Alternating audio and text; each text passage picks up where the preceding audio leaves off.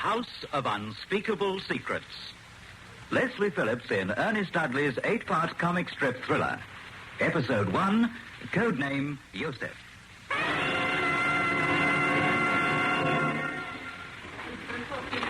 Hotel Alsterpalast, guten Abend. Hotel Alsterpalast, Hamburg. Major Selby here, speaking from London. Yes, Herr Major. Is Mr. Hilaire there? Herr Hilaire? No, he has gone to the opera. It is Bridget Carves in the very middle. Oh, yes, I see. I'll phone again, half an hour. Very good, Herr Major. I will give Herr Hilaire your message.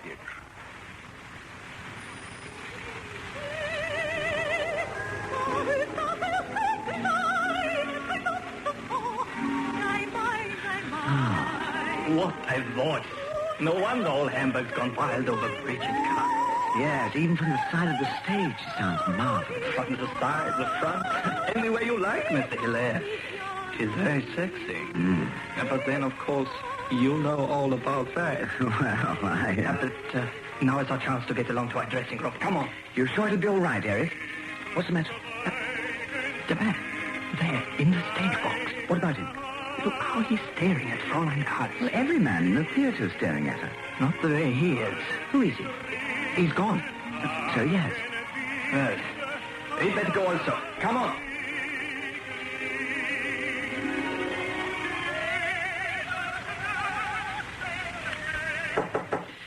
Make sure no one's in there. Who should be there? A dresser was in the wings. Come on, then. No one here. They have to work fast. Should I turn the key? Nein. But suppose someone comes in. Oh, we say I am an electrician. I'm mending a fuse. Yeah, how about me? You should worry. The famous hairdresser Hilaire from London. But I'm supposed to be waiting for Bridget at the hotel. Intimate little supper in her suite, of course. Well, that's part of what I was sent to Hamburg for. And I thought it was because she would allow no one but the great Hilaire touch a hair of her head. Oh, that's true as well. Anyhow, this little gadget we're looking for, where's she hidden it? Her makeup box. Very cunning. Yes, the side of the box pulls out. Achtung! Thought I heard someone. What do we do?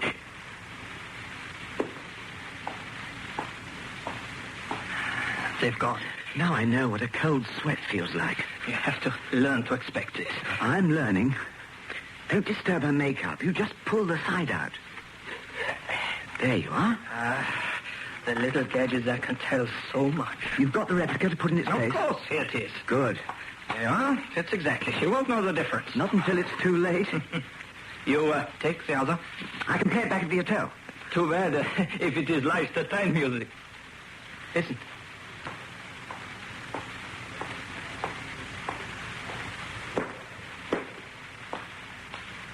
He stopped. I look as if I'm fixing this light. You fuss over that way. Right. Anyone here? You are looking for Miss Carves? Guten Abend. This is Fräulein Carves' dressing room. It is her name on the door. So, my name is Weber, drama critic for the Hamburger Zeitung. I'm the stage electrician. There's trouble with this light. We saw you watching the show. You saw me? You were in the stage box. This is Herr Hilaire, Fräulein Carves' hairdresser. The famous hairdresser from London. Of course, Herr Hilaire. It has been in the papers. You are staying at the same hotel as Fräulein Carves. Yes. You are a friend, nicht wahr?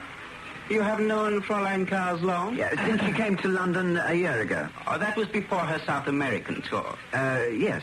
That was also a triumph. Rio de Janeiro, for example. Yes.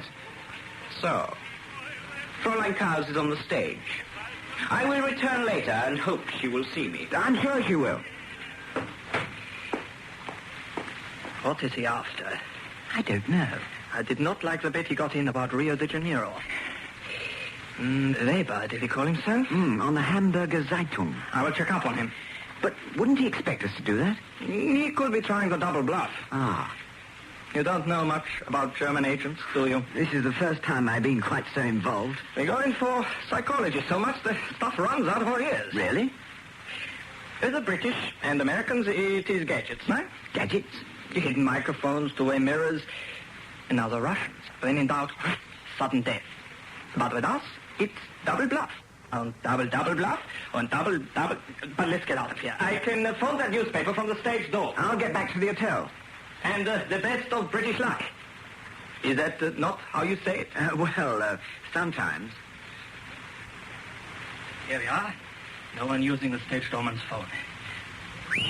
Look outside. There's a bit of a fog coming up. It seems pretty bad. Can I help you, Mynheer? I want to use your telephone. Give me the directory. Here you are. I'm wondering how I'll get back to my hotel. Better look out for a taxi. Yeah, I'll do that. Oh, don't go yet. I shan't be a minute telephoning. I'll tell you what I found out. I'd like to know if he really is an imposter. Here's the number. Hamburger Zeitung.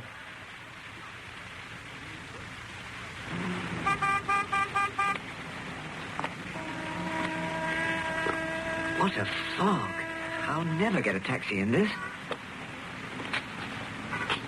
Oh, I'm sorry. Achtung! So sorry, this fog. Na, sieh bei jemand sich bei ein großer Zucker. I beg your pardon?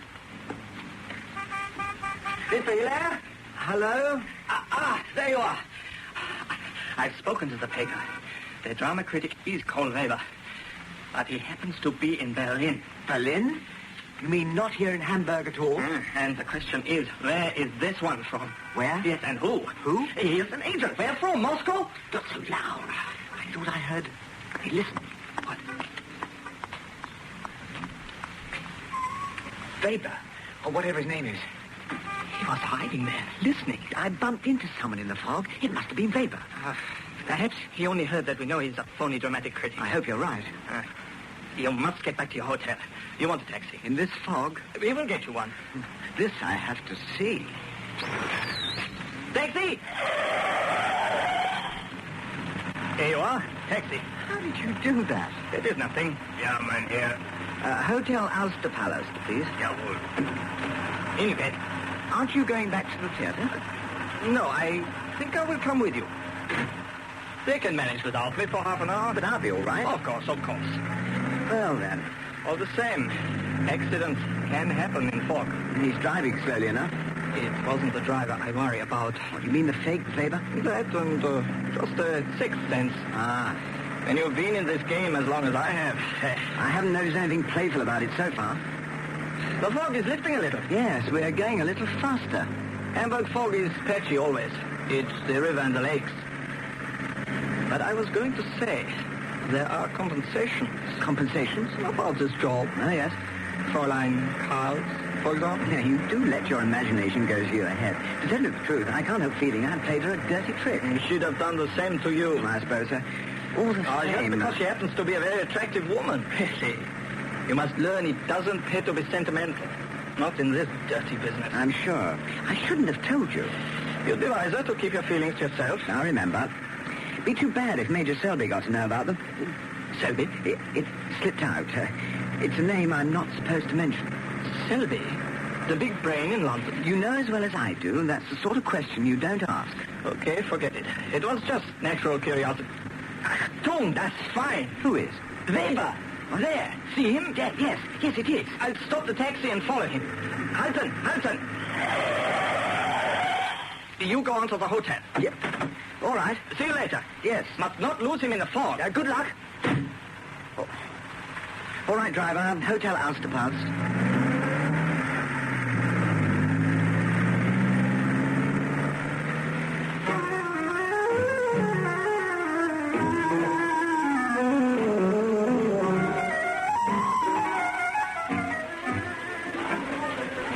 Guten Abend, Herr Hilaire. Guten Abend. A key, please. There are two messages for you. Oh. Herr Major Selby phoned you from London. Major Selby? He will phone again, he said. And Herr Weber was asking for you. Weber? When was this?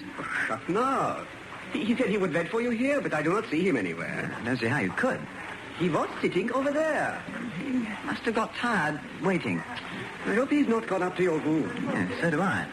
I will phone up to you if he returns. You will be in your room. I suppose so, yes. And you'll put Major Selby through? Of course, sir. Thank you. Danke schön, Herr Hilaire.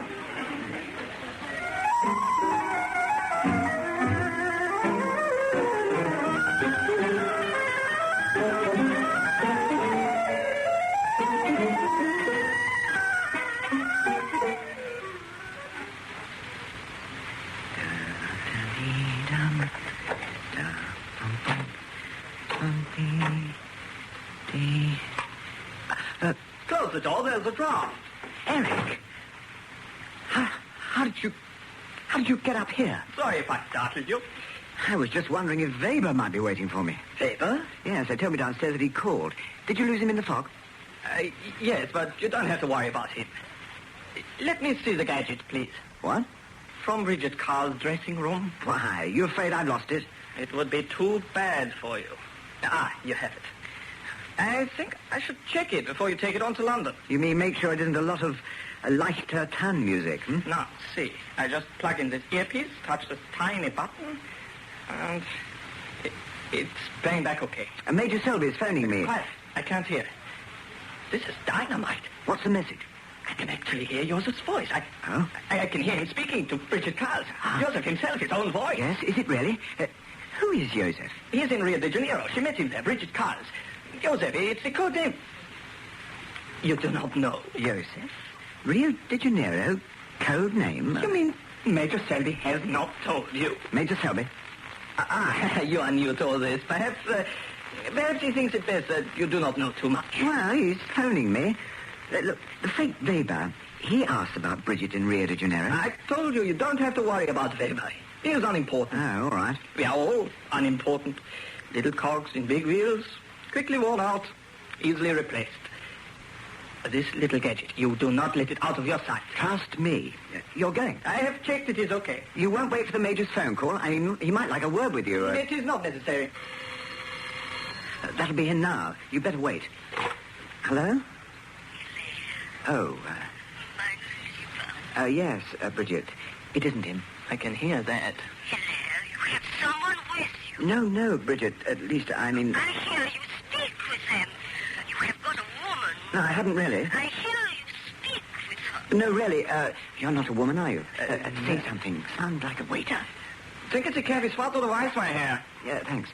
Did you hear that, Bridget? The waiter asking me to, whatever it was. Okay, Hilaire. I'm sorry I sound jealous, but you are so attractive. I'm phoning from my dressing room just to say I will not be long. You are waiting for me. Oh, yes. I will hurry as quick as I can. In an hour's time, friend. I must go now. They are calling me. Auf Wiedersehen, You... Dear, I'm sorry about that. Do not apologize. Well, I will be on my way. But the other call should be through any minute. I will not wait. Good night. Good night. A very, very good night. What does he mean by that? Hello? Hilaire? Yes. Major Selby for you from London. Oh, thank you. That you? Yes. I'm speaking from London. I can hear you very clearly. You might be next door. Of course you can hear me very clearly. This is a special call. I'm reaching you by radio wavelength so no one can tap us. Oh. It's safer than a scramble job. Now listen, you've got to get out. Get out? Out. But I've only just got here. By the way, Eric's just gone. Eric? He's checked it. Check what? The gadget. You know. I've got it. Of course you've got it. That's what I sent you to Hamburg for. And don't damn well lose it. I won't. Or it's the chop. Chop? That's why you've got to move. Fast. Now? This very minute? Yes. From the hotel? From Hamburg, you idiot. Get out. Oh, all right. I can't see why. Look in the wardrobe and you'll see. In the wardrobe? Get out. That's an order. Get out. Now. Look in the wardrobe? What's he talking about? Who's there? Herr Hilaire, Yes? wir werden die Kriminalpolizei anrufen. I don't speak German. No. We are from Hamburg, C-18. Police? Ja, Sie sind verhaftet. Eh? You will come with us. Oh, will I? Sie sind verhaftet. What is all this? Mord. Mord who? Mord. Murder, Herr Hilaire. Murder? You're out of your mind. What are you doing? We must find the body. Well, you won't find it in the wardrobe. I've just looked. Well, what I mean is, why should you think there's a body in here anywhere? There is nothing. What did I tell you? We will look in the bathroom. Jawohl. Well, you won't find a body in there either. Herr Hilaire? What? So, you know nothing. I told you there wasn't a... Eric. Mord. Stabbed to death. Eric. Why did you kill him? Me? I didn't kill him. Sie müssen kommen mit auf der Polizeiwache. You will come with us to police headquarters. But I know nothing about this. You know enough. You killed him. Go. But there must be some mistake. Besides, I have a supper engagement. You can tell your story at CID. We have a car downstairs. You are under arrest.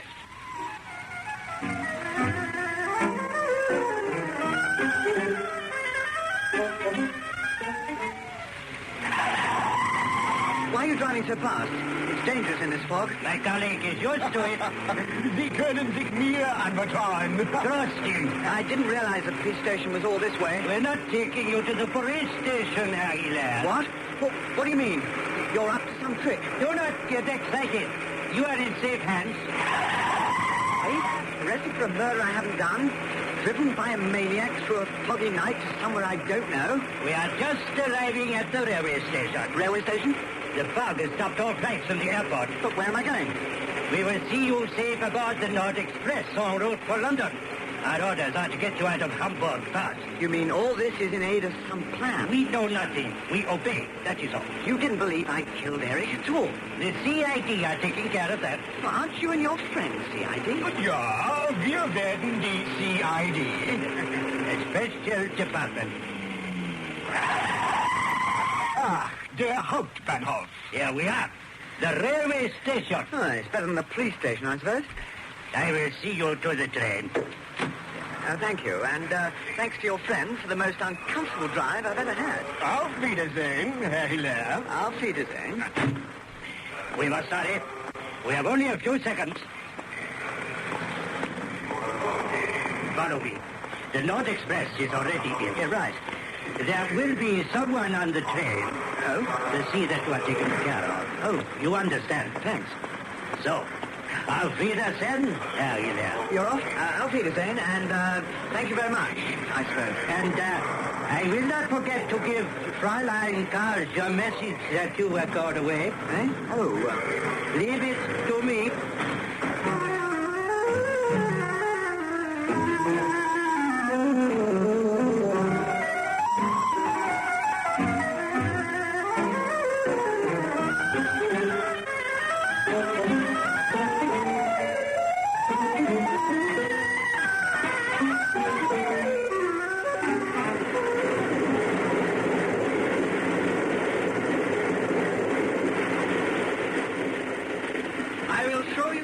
compartment. Mr. Hilaire. Eric!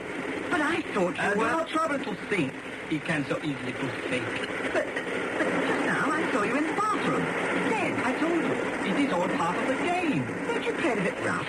One has to think quickly, act quickly. You mean Major Selby and you were in this together? You were in a trap. We got you out of it. Leave it at that and forget it ever happened. I see. Don't ask any questions because I won't get any answers. This is your compartment. Number K10. First class. Well, that's something. You didn't have time to pack, so you'll find everything you need for the night. Thank you.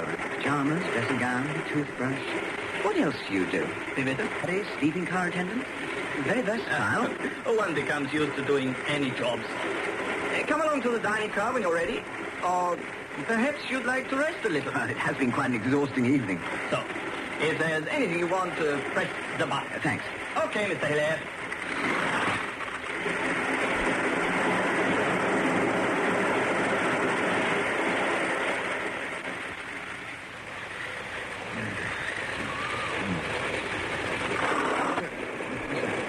Don't you really? Weber, what the... Yes, it's fake. Fake theatre critic. But this night is real. What the... Why, you... The window! What's going on here? You said he wasn't important. It was Weber. Weber? He came at me with a knife. I never saw him get on the train. But he just got off. During the flight, I got him into the corridor. He fell against the window, you see, and it was open. Better shut it. Yes, I don't suppose he'll come back. No, but there's the draft. You'd better get back into your compartment. What happened? Well, I was half asleep. The door opens. I thought it was... Oh, well, he nearly got me. But he did not. My luck was in. Well, I sort of know a bit of judo. Judo? An expert? I'm only a beginner. You don't know your own strength? I can't believe it's happened. It happened. I suppose he must have been killed. Probably broke his neck. Oh, poor devil. I fill your wash basin. You have a wash and brush up? Oh, thanks. Then come along and eat, and a good bottle of wine.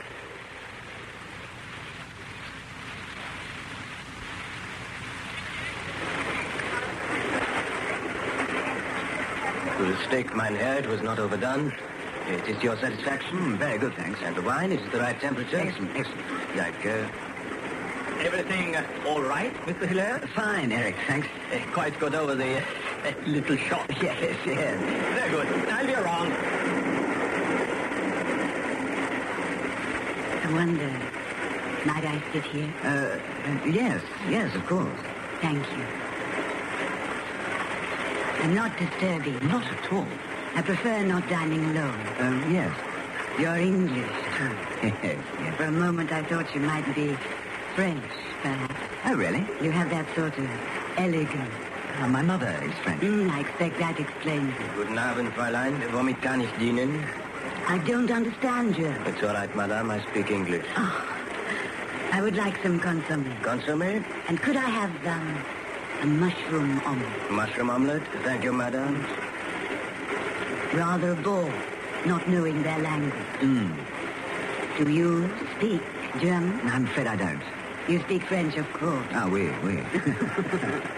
I have a feeling I've seen you before, perhaps at some party in London. I don't know. You go to many parties? Few. They bore you, maybe. People bore you. No. I like meeting people. If I didn't, I wouldn't be much use in my job. What do you do? I'm a hairdresser. I have my salon in Berkeley Square. Of course. You are Hilaire. My friends rave about Oh, you. thank you. My name is Caress Neville. Oh. I've been promising myself I will come and see you one day. Your hair is quite lovely, if I may say so. No, not really. But I'm sure you could work wonders. Oh, nothing will give me greater pleasure. Madame's consommé? Thank you. Danke. You're on your way back to London. Yes. Must be thrilling for you to have built yourself up into such a success. I really owe so much to my mother. Really? Yes. Oh, she's been wonderful. I was reading about you in one of the glossy magazines. Didn't it call your salon the House of Unspeakable Secrets? Journalists will say anything for a sensational story. Oh, no, but you do guard many secrets. The secrets of feminine beauty. And your clients must often take you into their confidence. Almost as much as if you were their doctor. Oh, you're exaggerating. You know they tell you things they wouldn't tell their husbands or their lovers. Society women, film stars, politicians and VIPs' wives. Oh, I don't know. Oh, sure, you're not a bit like a hairdresser, are you? No. No. Charming without being flashy. So quiet and unassuming. And, well, I'm sure you're very, shall we say, virile. Well, Am I embarrassing you? No. No, it's just that your soup is getting cold. Oh, I'd forgotten about it. Anyway, it's nice talking to you. Oh, madame? I haven't begun my soup yet. Nein, it is not that. There is some trouble about your sleeping compartment. My sleeping compartment. The attendant says, would you come and see him, that there's some mistake. But what mistake can there be? Well, it is that you've been given the wrong compartment. You are K11? Yes, that's right. K11. Well, if you could just speak with the attendant. Oh, all right. What a nuisance. Will you forgive me? I won't be a moment. I'll order you some fresh soup. Thank you. More consommé? Yeah, I get some freshly hot. Thank you.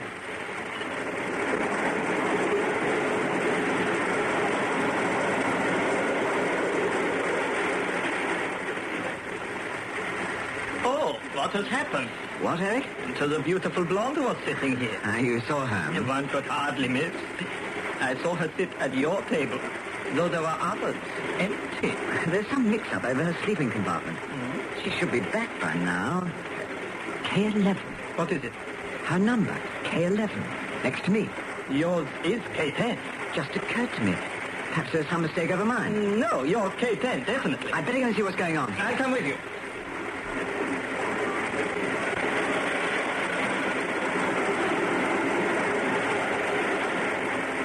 This is compartment K11. K11, that's it. Is she in?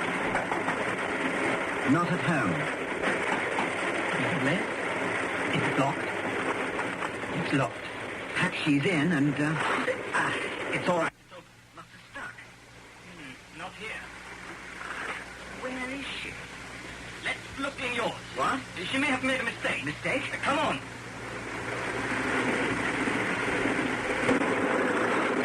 Miss Neville! Hanging. Yeah, quick, get her down. Look, I'll take her weight. Yeah. You, no, hold her still. No, it's your dressing gown coat. It isn't mine. I mean, Lift her higher. Yes, I've no. got it. All right? Is she free? Yes. How about? Yes. Lay her flat. All right? Yeah. Is she dead? No, she's alive. You sure? Her pulse is going. We were just in time. She's almost gone. Breathing nearly stopped. Try the kiss of life. Yeah. What? Try the kiss of life. Come on. Yeah, all right. Breathe hard. Yeah. Hard.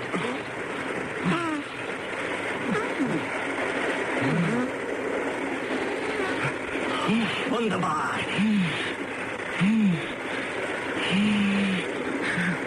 She's breathing. Yes.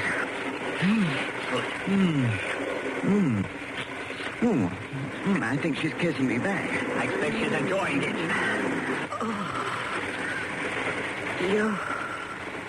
You. She's trying to speak. Yes. What did she say? I can't quite catch, but... Yosef. What did she say? She's saying Yosef. Yosef.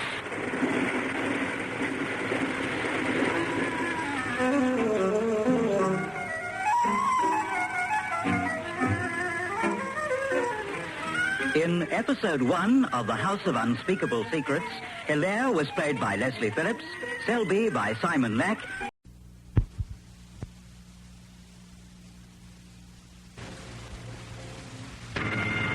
In tune with Radio 2 and Radio 1.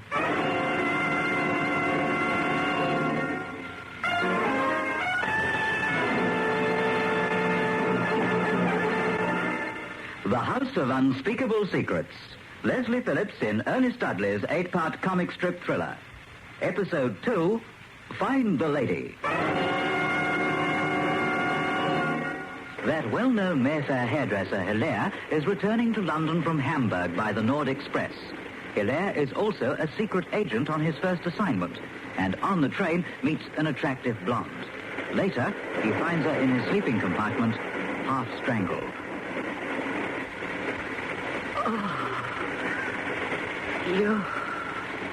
You. She's trying to speak. Yes. What did she say? I can't quite catch, but... Yosef. What did she say? She's saying Yosef. Yosef. Yosef? What the devil? She must know something. What happened? Someone tried to kill you. We found you in here, hanging by my dressing gown cord. Who?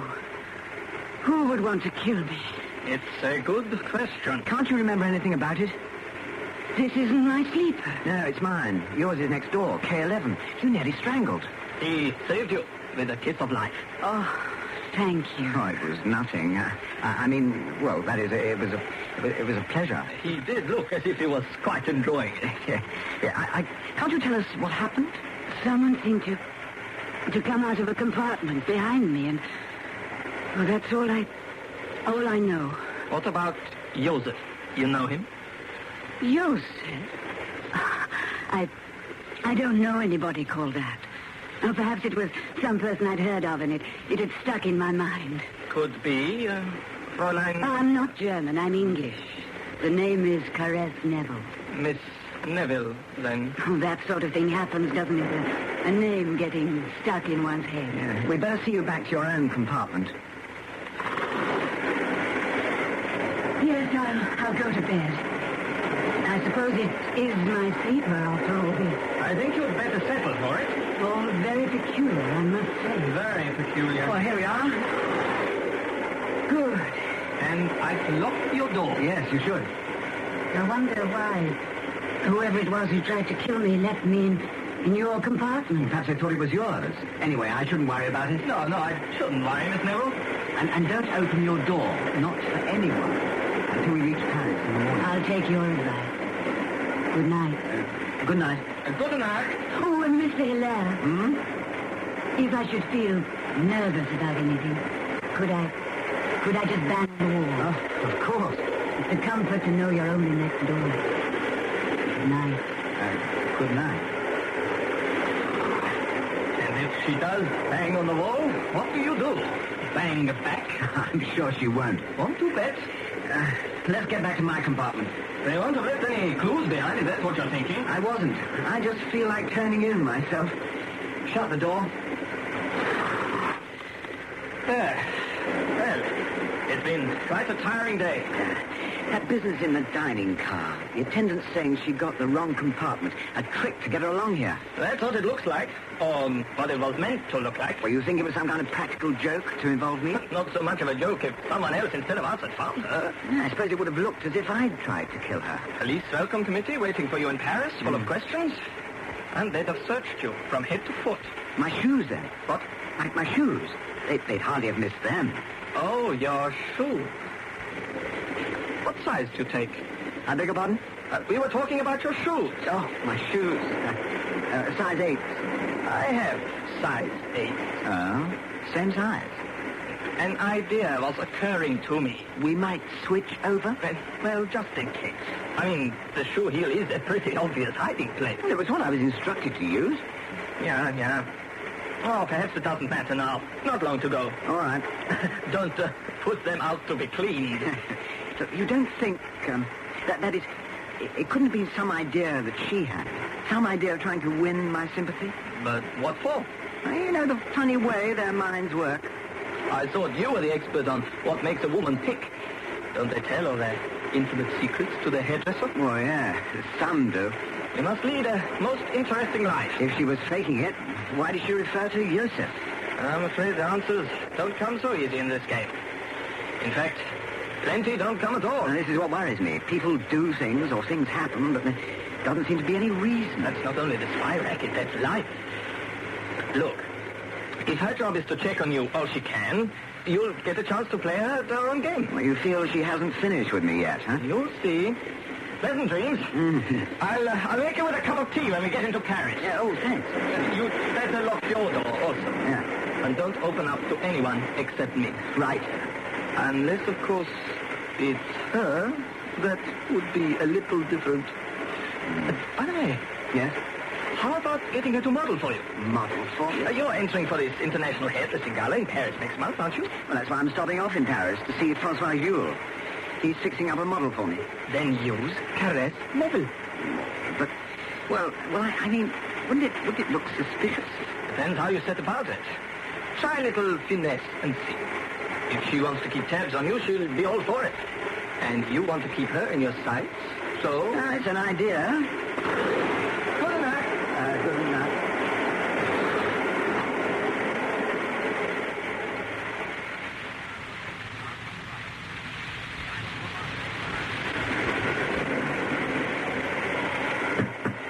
Mr. Hilaire? Mr. Hilaire? Yeah, who is it? It's Caresse Neville. What? Oh, Miss Neville. Could you help me? Yes, all right. Just a minute. Yes? Were you asleep? Oh, just dropping off.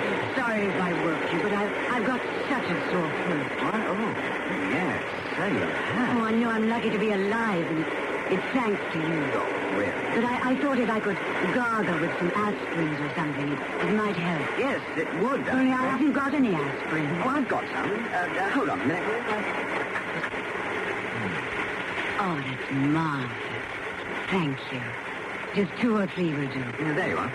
Thanks so much, Dr. Hilaire.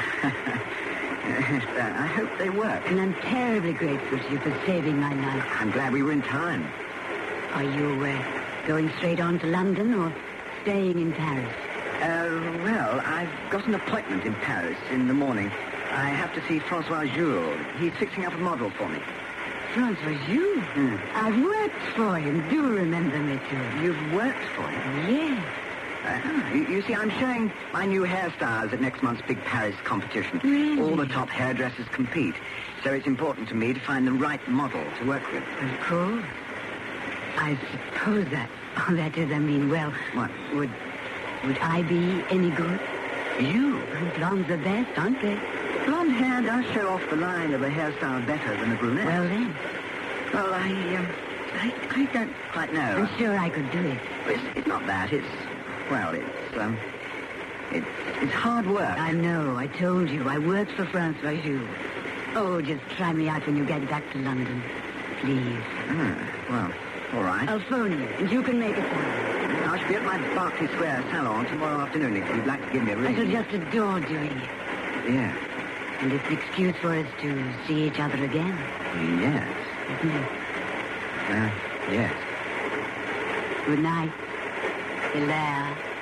Good night, Miss... Harriet.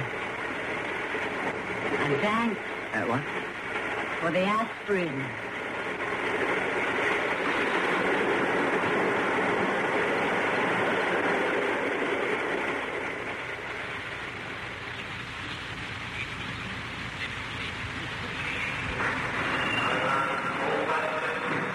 Wake up, monsieur.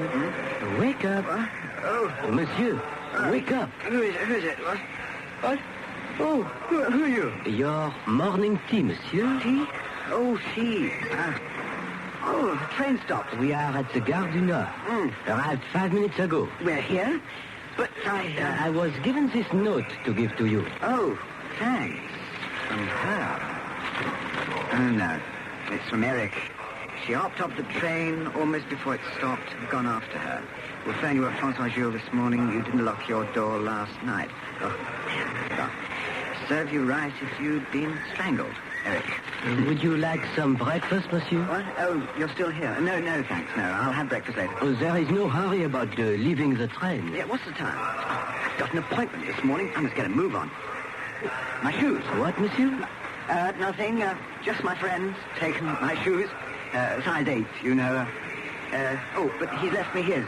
Oh, a sort of joke, monsieur?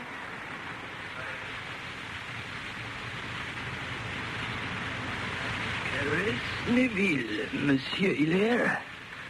I do not recall a girl of that name. No? Mais no. Unless she called herself something else when she worked for us. Caris Neville. You are going to use this girl? Well, I may never see her again. That is the trouble with amateurs. They are not reliable. She was the type I had in mind, but... Oh, she'll probably forget all about it. You had better see these two girls I've arranged to be here this morning. Yes, of course. If I should hear any more about Miss Neville, I can always phone you from London. Certainement. The girls are here. Oh, there was this message for you. Message? Monsieur Eric. He telephoned just before you arrived. You are to meet him at the Hotel Rex in the Rue Deauville off the Place de l'Opéra. Hotel Rex? At 11 o'clock. It is important, he said. You would understand. Yes, oh yes. Many thanks. 11 o'clock.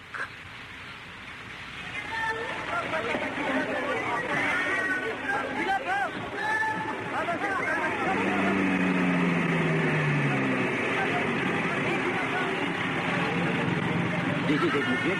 Is it? Hotel Rex. See, it is written up there.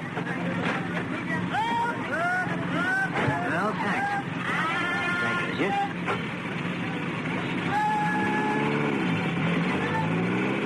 Water, down.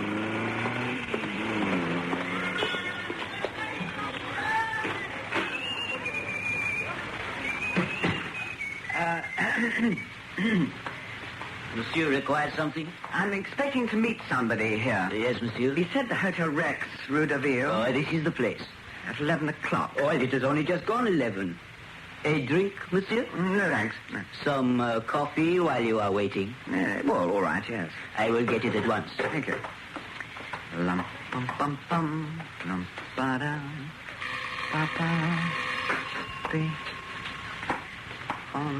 Your coffee, monsieur. Oh, thank you, yes. Perhaps your friend will want some. Yes, he might. I wonder, that might be him on the phone now to say that he's delayed. I do not think it is him. Oh. Your coffee, it is all right? Oh, yes. Yes, it's, Something the matter, monsieur? No, I'm all right. Are you sure, monsieur? Yes, perhaps I think I'll where's Eric? Oh, monsieur is unwell. My head, everything's spinning round. Now, let me help you into this room. There is a sofa. You can rest. Yes, I can wait till Eric turns up. Oh, thank you. Oh. In here. Yes. I should be here. You know, it's 11. He said it was important. Oh, if I could just lie down for a minute. On this sofa. Yeah. Oh, that's better. Oh, my head. It is quiet in here. Can't keep my eyes open. Well, close them, monsieur. Oh, everything's spinning around. I'll leave you to sleep it off. Yes, just like have a little sleep. Perhaps if I took off your shoes, it would help you relax.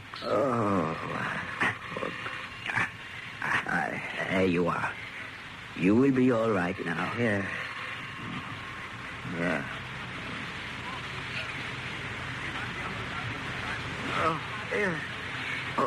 Where am I? How are you? Oh, it's 11:30. Who's there? Who's there? Who? All right, I'm coming. My legs, they're like paper. My shoes. Where are my shoes? All right, I'm coming. All right. Who is it? Eric. Your shoes. Eric, what's wrong? Your shoes. Oh, come on, Eric. You did that before. Oh, Eric, you're joking, aren't you? I mean, you are... Blood. He's really dead. Monsieur, what has happened? It's the man I was waiting for. What, the blood? Yeah, he's dead. You quarreled. You killed him. No, he was a friend of mine. Well, his knife, I have just picked it up. You killed him. I killed him? It is a matter for the police. I must phone. Wait a minute. Monsieur? You aren't phoning anyone. What? What's that on your sleeve? What? Don't try and tell me it's red wine. Let me go. No, you don't. That sorted you out.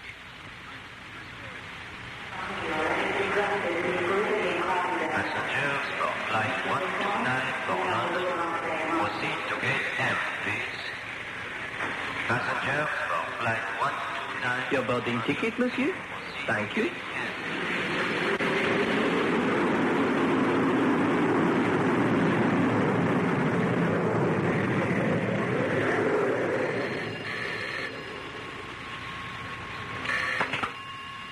Yes, this is Hilaire of Berkeley Square. Madame Hilaire speaking. Oh, good afternoon, madame. Yes, Monsieur Hilaire is just back from Paris. I'm sure he's looking forward to seeing you tomorrow, madame. Yes. Goodbye, madame. So kind of you to phone. You see, Hilaire, darling. It's been like this all the time you've been away. Busy, eh, Mother, darling? When is Hilaire coming back? That's what everyone's been asking. Oh. Somebody miss our exit call, please. It's not to be switched through here. I'm so glad you're home, darling. Even though I'm worried you look so tired. What was Hamburg like? It was foggy last night, Mother. That's why I came on the Nord Express. No planes out. I'll be saying good afternoon then, Madame Hilaire. You finished the job? Yes, been all over the salon. What job is this? Oh, good afternoon, At sir. the telephone people or something, dear. The gentleman's been working here while you were away. Telephone? To do with the telephone, sir. Anyway, there's no more to be done? No, you won't be having no more trouble now. What trouble? I don't quite know, but... The district inspector will call tomorrow to explain. Ah. All part of our service, no extra charge, no nothing. Good afternoon, both. Goodbye. Did you remember to fix the model with Francois Jules? Well, Mother, I didn't quite make up my mind. There was a girl on the train. A girl? Yes. Blonde. Very attractive, actually. Oh, yeah? Oh, Mud, don't sniff like that. She said she worked for Francois Jules, though he didn't seem to remember her. Oh, by the way, she may be phoning to come round, and then I'll sort of try her out. What's her name? Caress Neville. Sounds funny to me. You need an experienced girl for the Paris competition. Anyhow, I don't suppose she'll do anything about it. Madame Hilaire, I'm here. Oh, that's Lady Delana Rye. Yes, so I can hear. Madame Hilaire. Oh, Hilaire, my dear, you're back. Good afternoon, Lady Julian. Good afternoon, my lady. I know I'm bursting in on you, but I can't wait to try it on. It's all ready for you. If you take your hat off. Yes, to this mirror. Oh, thank you. Ah, here it is. Lovely. An exact replica of the wig that Marie Antoinette wore at her birthday ball given by King Louis. Oh, Hilaire, but it's heavenly. It's just out of this world. I should be a sensation tomorrow night. That could be all. It must be nearly 2 feet high, and yet it's so light. One or two tiny details. Mhm. Perhaps an extra curl or two here, do you think? Leave it with me. I'll have it ready for you tomorrow afternoon. I'll come along and see it fitted on you. Will you? Oh, that would be marvelous, Hilaire.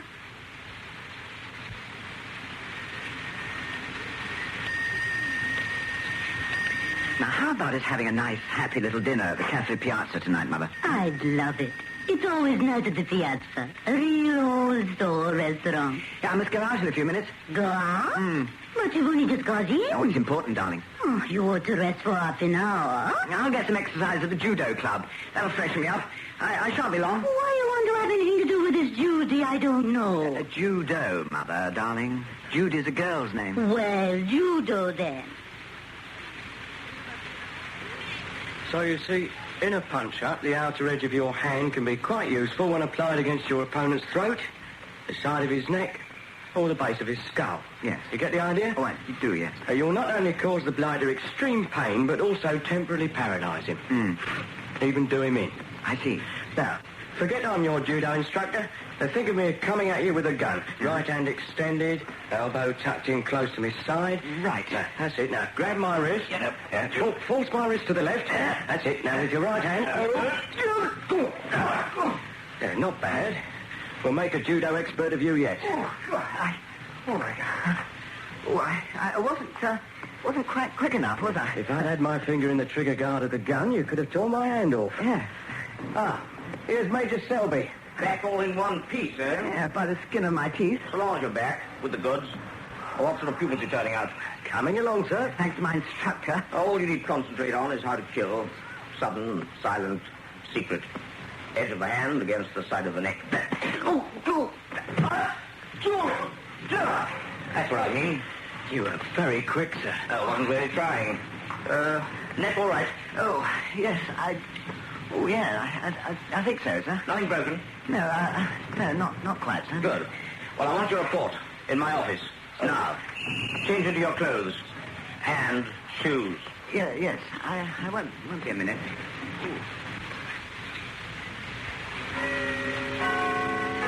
Looks as if you didn't do so badly for us in Hamburg, and got out of Paris very smartly. I was sorry I had to leave Eric like that. After all, it was thanks to him switching our shoes. Nothing you could have done for him. He'd served his purpose. Is that all you've got to say for him? What else? Well, I mean, after all... He was part of my team. But when the great captain calls, the team must still play on. Eric wouldn't have had it otherwise. Wouldn't he? Now, let's talk about the positive results of the trip. The Joseph tape. I have it played back next door now. Marvellous being able to hide it in my shoe heel. Seems little doubt it is, Joseph. And where I always knew he was. In Rio de Janeiro? Oh? What did Eric tell you? Didn't tell me anything. Well, that figures. Didn't tell him much. My guiding rule, never let my right hand know what my left is doing. My problem's the FO. FO? Foreign Office. Ah. This new intelligence department, that fool Dulaine has started up. Lord Dulaine? Yes. Why? Well, Lady Dulaine is a client of mine. I know. Oh? While you've been away, I had one of my agents working at your Berkeley Square place. Who pretended he was from the telephone people. Oh, that was his cover. He finished this afternoon. Yes, I met him. Every room there is bugged. Bugged? Bugged. Not even a hairdryer that doesn't relay any juicy bit of gossip or whisper of scandal right back here. Back here? What, to your office? House of Unspeakable Secrets was how some magazine wrote you up, right? Well, yes. Only now it's not your secrets. Hair dyes, false eyelashes, wigs, and all the rest. It'll be your clients' secrets, which they picked up from their VIP husbands or lovers. Well, I... Get this clear. It's top-secret stuff. Oh, of course. Even to your mother. Understand? It's going to be a bit tricky. For her own sake. What do you mean? Well, what she doesn't know, she can't tell. Even under, well, pressure. Torture? It's a rough game. No rules except one. Which one? To win. That's what this Joseph problem's about. Dulaine wants to pull him in. I want to leave him where he is. In Rio de Janeiro? There, he's useful to me. Is he? I'll spell it out for you. Joseph's the code name for a Nazi high-up hiding out in Rio. What? Who he is, never mind. He's the magnet pulling various Nazi setups which still operate all over. I've got double agents planted in Joseph's organization, so I have the tip-off on these Nazis. And when they start looking dangerous, I knock them off. I see. And Dulaine thinks Joseph should be kidnapped and handed over to Moscow. That's why he wanted that Joseph tape, to put Moscow onto his Rio hideout. You mean Lord Dulaine is helping the Russians? That's a name you don't blurt out. Russians. They don't like it. Who don't? The Russians. Ah. Not when discussing their rotten spies and that sort of thing. Why? Not friendly. Not friendly, but I thought they were the enemy. That's another thing. Don't think. Only get yourself confused. Yes. But about Dulaine, there's a girl he's friendly with. A girl? Nothing known about her, except they've been seen knocking back the odd drink together. You'll get to know her. Will I? Winkle out of her what's what between her and Dulaine. Winkle? Yes, and I'll take it from there. Where does he meet him? Bar of the Cafe Piazza is one place. Cafe Piazza? I'm taking my mother there tonight. I know. What? Oh, yes, of course. One of those coincidences that sometimes comes in useful in this racket. You want to watch out for them. I will. Yes? Oh, Major? What is it? The bug on the FO. His nibs is phoning. What, Dulaine? Now. No, I've got to hear this. Come on. What? Oh, me? Of course. You're in this too. Up to your neck. Oh, yes. Yes. Listen, he's speaking. Oh, and I can't wait to tell you all about tomorrow night. That's Lady Dulaine. No ideas. Got this chap to see it. Chap, he says. It's the most marvellous wig, dear. Oh, dear? The wig Hilaire's made for tomorrow night is utter heaven. It's 2 feet high. Oh, good. Don't wait dinner for me. You're letting that beastly old FA overwork you, and they really shouldn't. F.O., dear, not F.A. That must be something else. Well, one's got one's work to do and all that. Must go now. Bye-bye, dear. I'll let you know. Cheery bye. Seems a lot for now. Yes, switch off. So, now we know he's meeting her at 6:30 at the Piazza Bar. That was actually Lord Dulaine on the phone from the Foreign Office. Surprised? Yeah, but our own Foreign Office. I told you. Have to keep tabs on friends as well as foes. Only interested in Dulaine so far. Now come back into my office. Anything else, I'll let you know, Major. You do that. Come on. Now, this is right up your alley. What is? Get that day's look off your face and listen. I'm listening. You'll be at the Cafe Piazza at 6:30 in the bar. At 6:30 in the bar. I'll have to make some excuse to my mother. Never mind your mother. Now, he'll be meeting her there, right? What, my mother? No, you fool, this girl. Oh, of course. It's on a plate. On a... You just pick her up. On a plate. A chap like you, Hilaire, famous Mayfair hairdresser. But I can't go up to her. I mean, just like that, and... what would Lord Dulaine say? He won't be there. But you said... Will you listen? Oh, every word. It'll be laid on for you. The pair of them will be at the Piazza Bar, knocking back their drinkies, and that's when he'll be wanted on the phone. Dulaine? That's where you step in. Get weaving with the girl. Make the contact. Report to me tomorrow what progress you've made. All right. And not a squeak out of you to anyone. Not a squeak, sir. About anything. Not even to that dear mother of yours. I understand. Okay. Piazza Bar, 6:30. I'll be there. I know you will.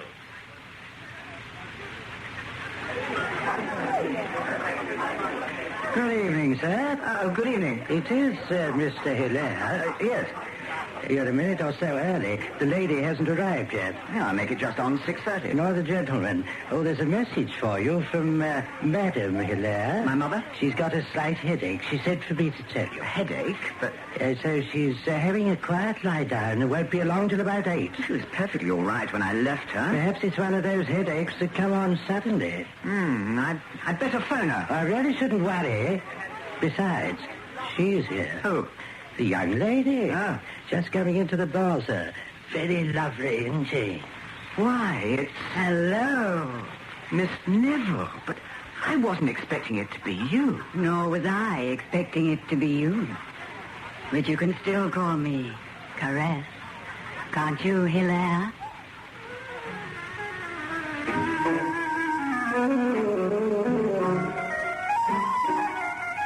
In episode 2 of The House of Unspeakable Secrets, Hilaire was played by Leslie Phillips, Selby by Simon Lack, and Caress by Irene Sutcliffe.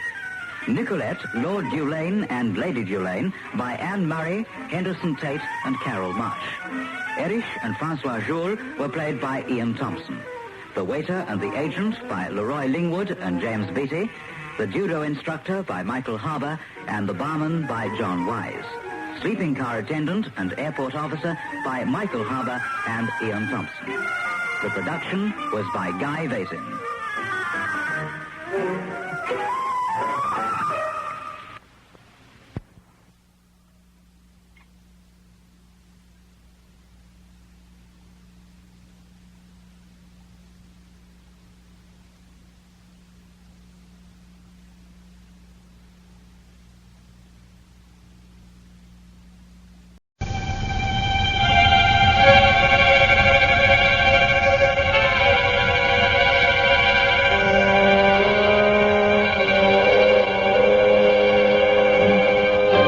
The Price of Fear, brought to you by Vincent Price.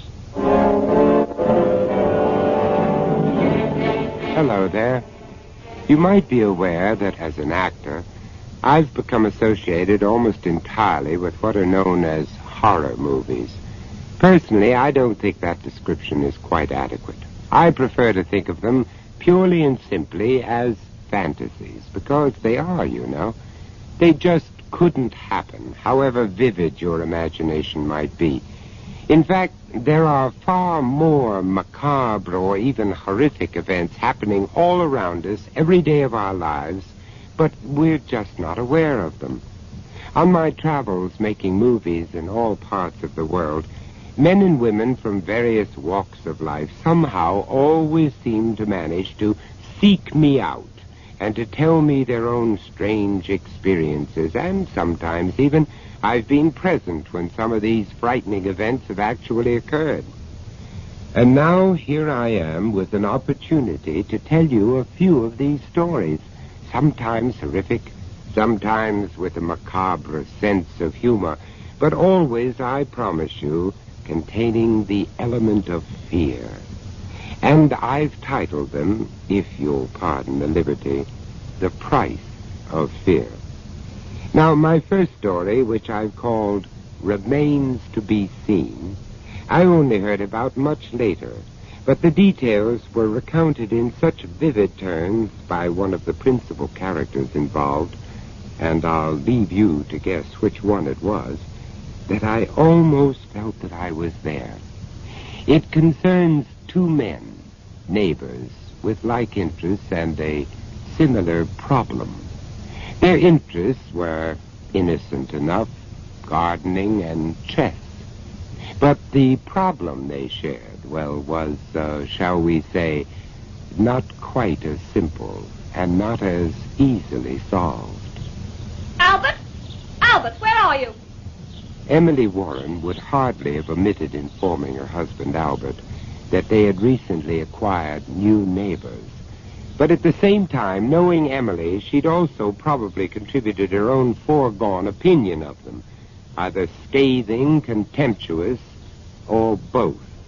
In any event, it wasn't until some weeks after the newcomer's arrival that Albert actually became aware of them.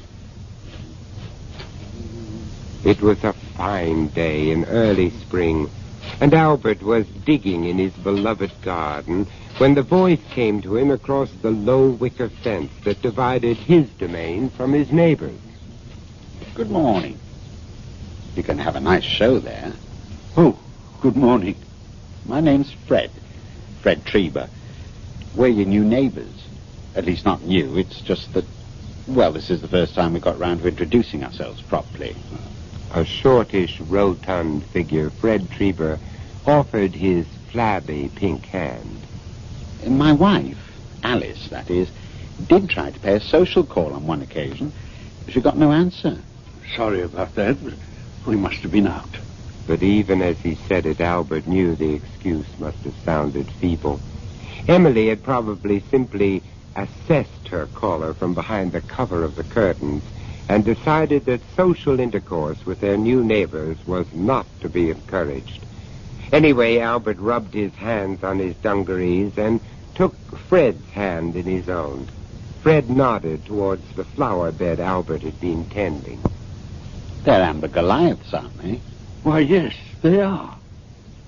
The number of people among Albert's acquaintances who knew anything about dahlias at all could be counted on one hand, but a man who could actually recognize a specific strain before it had even come into bloom was obviously a force to be reckoned with. Fred took in Albert's immaculately tended flower beds, the precision cut of the lawn, and then looked towards his own wilderness. Lot of work to be done here, of course. The last crowd. Still, gardening isn't everybody's cup of tea, is it? No. They didn't seem to take much interest. Do you play chess? What? Oh, you needn't even bother to answer that one. Show me a well-ordered garden, and 9 times out of 10, I'll show you a man who plays chess. Well, I wouldn't go that far. But I do, as a matter of fact. If you like. Yes? Only that if you'd care to have a game sometime. I'd like that very much. Alice doesn't take any interest, and being strangers to the neighborhood. Tell you what, then. If you're not doing anything this Thursday, you might care to come along to our local chess forum. Oh, it sounds very grand, way out of my league. Nothing of the kind. Just a dozen or so of us. We meet up each week. The odd game, perhaps a drink or two afterwards. We usually kick off about 7. Fred? Fred? Albert was aware of the crash of a window and Alice's frizzled red head emerging. Even at this distance, henna was obviously the order of the day. How many more times do I have to call you? No peace for the wicked, eh? Your lunch has been on the table for at least 5 minutes. So don't blame me if it's cold again. Well, what are you doing down there anyway? Just a chat, Alice, my love. Should have thought you've got something better to do. Wives. You know what they are. Wives? Oh, yes, I know what they are, all right. Till Thursday, then. About 6. Albert? For heaven's sake, Albert. 6 will be fine. 6, let it be, then. And 6 on the dot it was. Except that Albert wasn't quite ready for him. That is to say, he thought he was ready until Emily decided to point out... The collar of that shirt's beginning to fray. And Albert, those shoes, they could do with a rub over.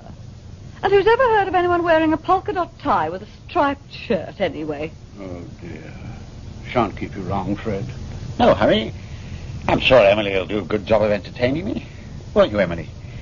Don't mind me calling you Emily, do you? Not more than a couple of minutes. Don't forget to wash behind your ears, old fellow. A cup of coffee, Mr. Treba? Never touch the stuff. Caffeine, you know. Murder on the stomach. Not to mention the nerves. Da-da-dum, dee-dee. Oh, you're admiring my painting. Painting? It's a very good copy, don't you think? Not at all bad as repros go. Repro? Oh, yes, there is a difference. Oh? A copy is made by an artist, a repro by a machine. The one is alive by the very nature of it having been copied, the other dead by the very nature of it having been... Reproed? You've got it. Bit busy, though, isn't it? Oh? Bruegel always was, of course. Busy minds make busy scenes, don't you agree? Bruegel? Bruegel, Jan. 1569 to 1642. You know a lot about art. Nothing at all. Only the facts. Alice, my wife, that is, invested in this encyclopedia thing, you see. Never opened it herself, but the bindings are impressive, I'll grant you. Every home should have one. You know the kind of thing. Oh, yes, we have a simply splendid... Oh, yes. First thing I noticed as I came in. It's all facts, isn't it? Only facts. Nothing about what the man thought or felt or suffered. Only what he did. All set, then? Who is for chess, then? Fred Treber's chess wasn't exactly up to Grandmaster standards. In fact, he freely admitted... Self-taught. Never read a book on the subject in my life. As for all this classic opening gambit stuff you go on about, Albert, well, I'll never get that into my head, and that's for sure. But for all his good-humored modesty, he had a natural, almost reckless flair for the game, so that as loser pays, Albert usually found himself buying the drinks. The conversation on these occasions was inevitably of the small-talk variety. It wasn't until a month after their first evening together that Fred suddenly took it into his head to change all that, and the audacity of it left Albert gasping.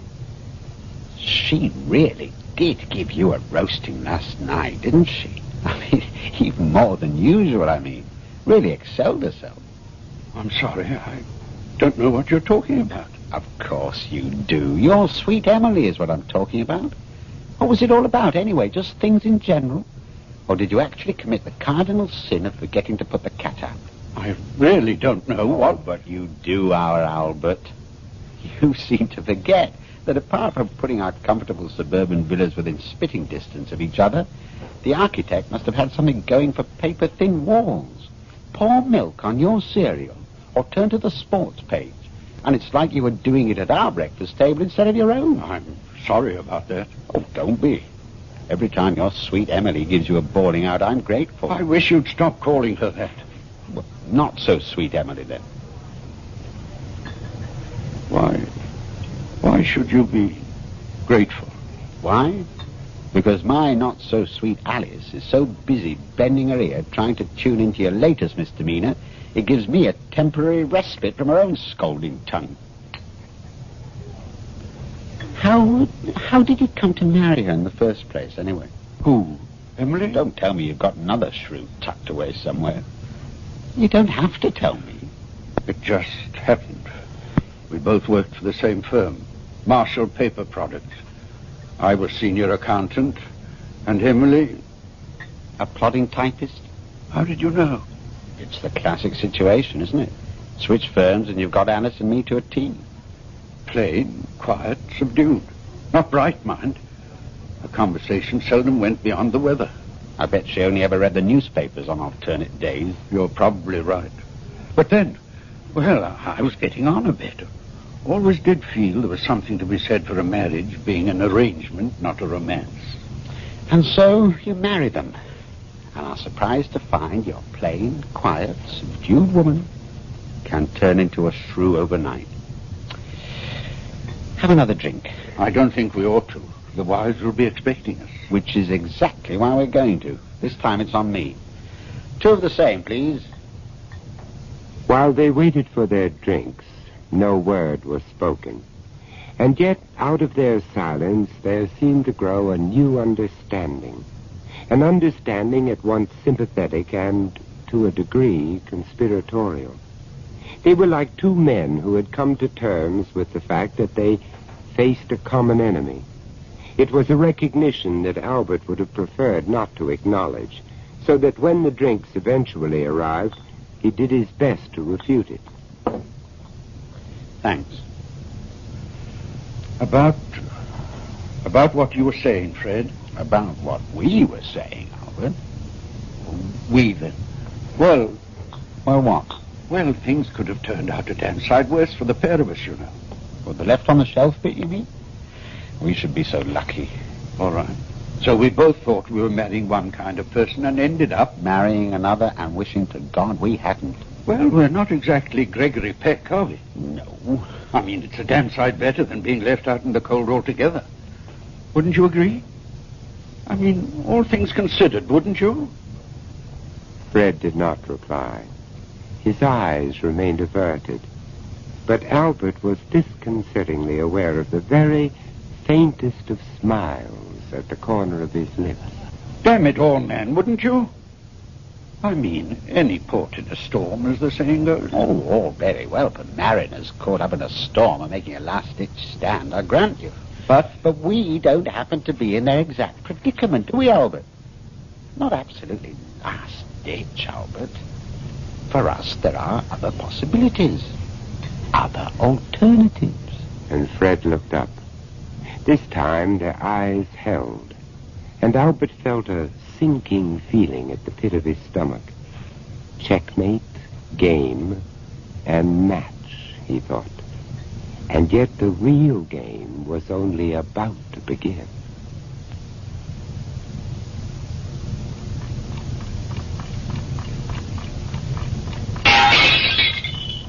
It happened in the early hours of the morning, But Alice Trieber, a natural insomniac anyway, and always on permanent guard duty as far as the Warrens were concerned, was out of bed and staring into the moonlit garden almost before the last tinkle of glass had died away.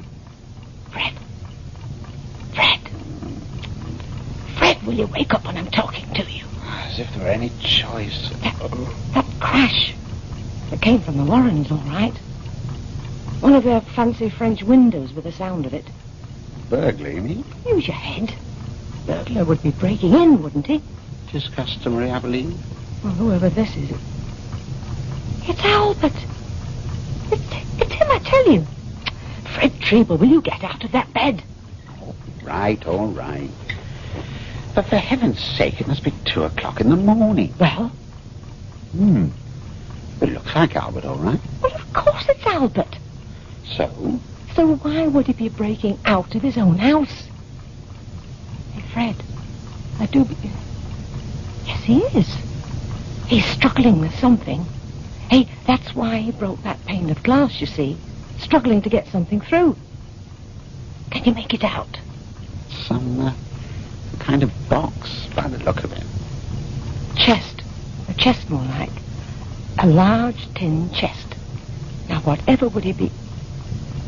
Well, he's dragging it across the terrace now. Oh, do get behind that curtain when I tell you. Do you want him to think we're spying on him? Well, we are, aren't we? Well, now, he's dragging it down the terrace steps. Whatever is it? One hell of a weight, by the look of it. Well, he's left it there. Right in the middle of the lawn. Hey. He's going into the tool shed. Hey, do you see that? See the way he looked round before he opened the door? Very suspicious. Hey, he's coming out. He's carrying something. Back to that chest thing by the looks of it. I do believe it. Yes, it's a shovel. A large, heavy garden shovel. He's digging, Fred. He's digging. But for Fred and Alice Trieber, the show was over. As silently and dramatically as a curtain falling on a mystery play, a cloud passed across the moon, and the drama being enacted below them in the Warrens' garden was lost to view. They both stood there for a long time, scarcely breathing, but when the cloud had passed and the garden was once again bathed in the moon's ghostly light, there was nothing to be seen. Whatever had happened, was apparently over and done with. But not for Alice Trieber. Let sleeping dogs lie had never been her favorite motto, so that after 3 days without sight or sound of Emily Warren, Alice decided to take matters into her own hands. I don't care what you think or what you don't think, Fred Trieber. 3 whole days, and not a sign of her. As respectable, God-fearing citizens, we've no choice, have we? But, Alice... No choice at all. Come on, Johnson, put your back into it. That's better. Over there, Dawes. But, Mr. Warren, sir, the lady was only doing her duty. Duty, my backside. As she thought fit. Alice Trieber's nothing but a nosy, meddling old busybody. As any law-abiding, conscientious citizen would. And as a result of which, you move in here with your Gestapo and start tearing the place apart. Look at my garden. Took years to lay that lawn. My God, they're starting on my dahlia beds now. Your own doing, I'm afraid, sir. If you'd chosen to cooperate in the first place. Cooperate? I like that. By confessing to an act I didn't even commit, you mean? Let's get it straight, shall we, Inspector? It's not that I'm not all for making your unpleasant duty a little less unpleasant for you, for both of us. But one's got to draw the line somewhere. Your wife is missing, sir. On your own admission, not a sight or sound of her for 3 days. Not since the night the Triebers saw... Thought they saw. What they saw. Then, for God's sake, Lister is missing. And get these vandals out of my house and off my property. Oh, you do concede the fact, then? That she's missing? Well, if by missing you mean that she's gone away, that I am at present uncertain of her whereabouts, I concede the fact. Excuse me, sir. What is it, Constable? We finished upstairs, sir. Well, make a start down here, then. Why not take a peek in the cocktail cabinet? The cellar, Constable. It's locked, sir. The key, sir. Mr. Warren, the key. On a nail, the right-hand side of the door. Right, when you've got things going down there, Constable, see if they've come up with anything in the garden. Right, sir. All right, you lot. Get on with it. Not a sledgehammer, for God's sake. No, sir.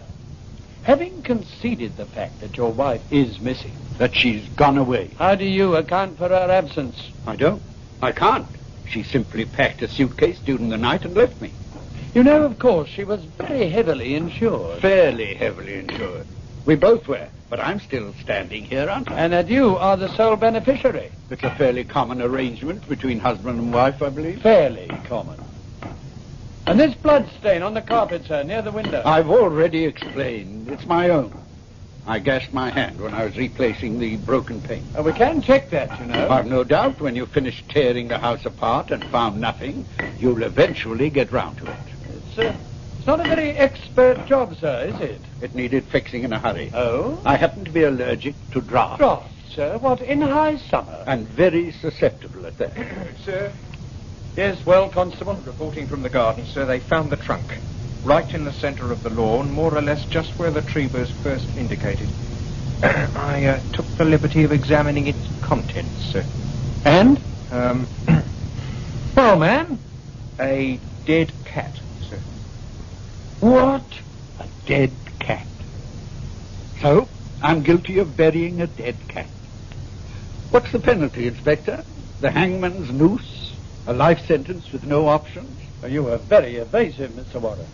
At first you denied that you'd buried anything. Because I didn't think it was any of your damn business. The animal's head had been smashed in, sir. Mr. Warren? I'm not in the habit of examining dead cats. All right. If you must know, I happen to be allergic to cats as well. The cat was your wife's? Is that significant? It might be. It's my theory, sir, that after you killed your wife, you then killed the cat. Fascinating. And why should I do that? Perhaps because it would always remind you of your wife. Or perhaps because the creature had witnessed the disposing of the body and might lead us to... Constable. Sir? You'll be up for promotion if you're not careful, Constable. Anything else to report? Not a thing, sir. Covered everything, the house, top to bottom, garden, end to end. I see. In that case, we'd better call it a day. Well, we'll naturally be along to make good any damage, Mr. Warren. Thoughtful of you. But that still doesn't mean I'm convinced. That you'll be hearing from my solicitor? You should be. Sorry, Inspector. Didn't mean to interrupt. Oh, yes, Mr. Trevor. Well, what is it now? Just, well, a sudden thought. Mr. Warren also has a little place at Lakeside Park. Oh, Fred. Pretty spot surrounded by scrub and woodland. And just recently, Mr. Warren mentioned he was laying alone. I thought it might... Of some significance. Oh, now, look. Not my lord. It might indeed, Mr. Trevor. Constable, get the men together. Right, sir. Mr. Warren, I have the distinct feeling you'll be hearing from us again. Good day, sir. Good day. Did I say something wrong, Albert? Fred Trevor. I'll never play chess with you again.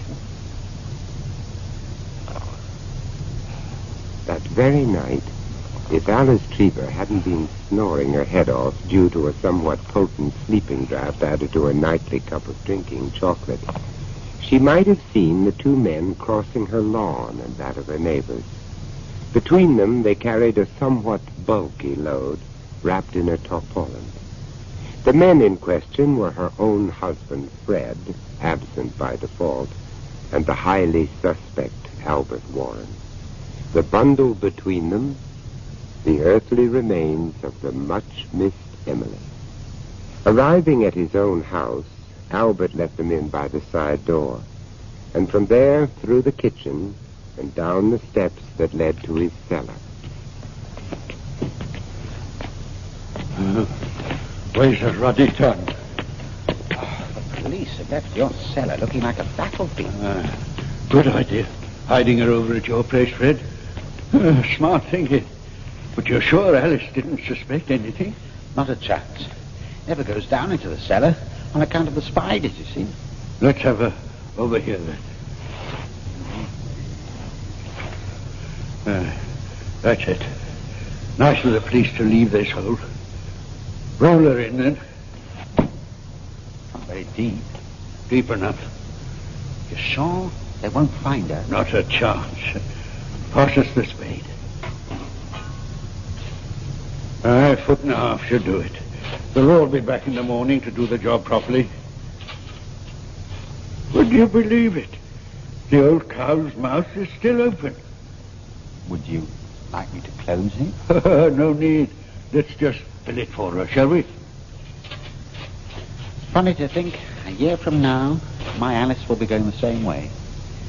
We do have to wait a full year, I suppose. It's what we agreed. What we agreed. That should do it. Checkmate, game, and match, eh?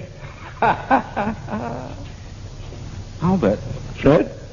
One thing. Out with it, then. You didn't really mean what you said about never playing chess with me again, did you? At the time. Took a lot of work, that lawn out at Lakeside, you know. But now? Well, we're partners, aren't we? I'll set up the board, shall I, Albert? Why not? Albert followed Fred up the cellar steps. If he had a thought at all, it was only to remember the old adage to the effect that the safest place to hide anything is where no one will ever look. And the second safest place? Where they've looked already. When Albert reached the top of the steps, he switched off the light. He never looked back.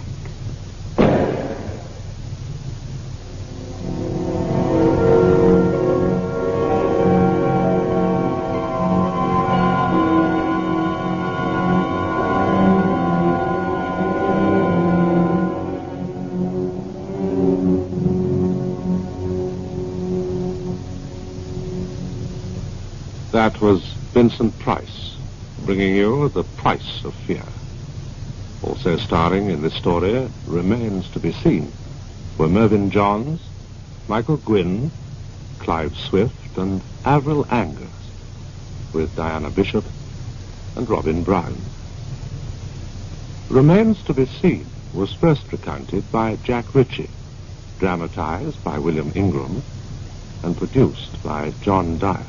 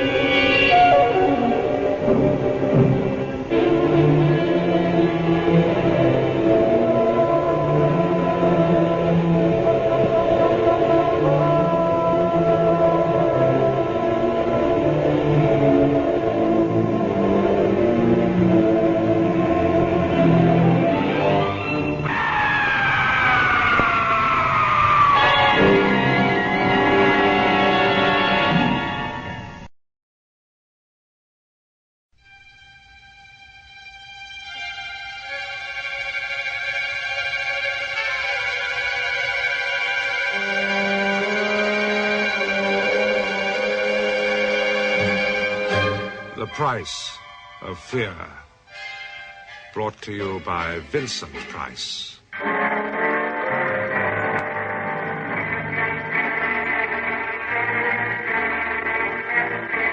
Hello. I'm so happy you're with us again. This story I've called William and Mary. I suppose that most of us have, at some time or another, lain awake in the early hours of the morning and thought about death and the afterlife. I know I have. Or rather, I used to, until a few years ago, when I had an experience which caused me to... but let me explain. At that time, I was living in a small university town. Although I was unaware of it, I was actually living only a few hundred yards away from two old friends of mine, William and Mary Pearl. I say old friends, but in fact I had known Mary when we were students together, and had only met William when Mary married him some years later. I had absolutely no idea that they were even in the same town as I, until one morning, to my utter surprise, a letter arrived from their solicitor informing me of William's death. He had, it seems, left me a small bequest. Before I begin the reading, I should like to extend my deepest sympathy to the widow of my late friend and client, William Pearl. Thank you. Well, ladies and gentlemen, I shall now read the last will and testament of the late William Arthur Pearl. I, William Arthur Pearl, being of sound mind. As I sat in that rather dreary little office, I found myself staring at Mary. To say that I was shocked by the change in her appearance would be to understate the case. When I first knew her, she had been a lively, pretty girl. Now she had developed a sullen, resentful air, and her whole face gave the impression of having slowly but surely sagged to pieces through years and years of joyless marriage to her husband, William. At first they had been happy enough, but then, as William grew older, he developed a kind of cruel, nagging irritability, which Mary had at first tried to dissuade, then to combat, and finally to accept in silence. I remembered the occasion of our last meeting. Mary and I were sitting in the Pearls' flat, waiting for William to return from a lecture. We sat chatting of this and that, and I remember I had offered her a cigarette, which she had accepted and lit without thinking. Oh, what have you done?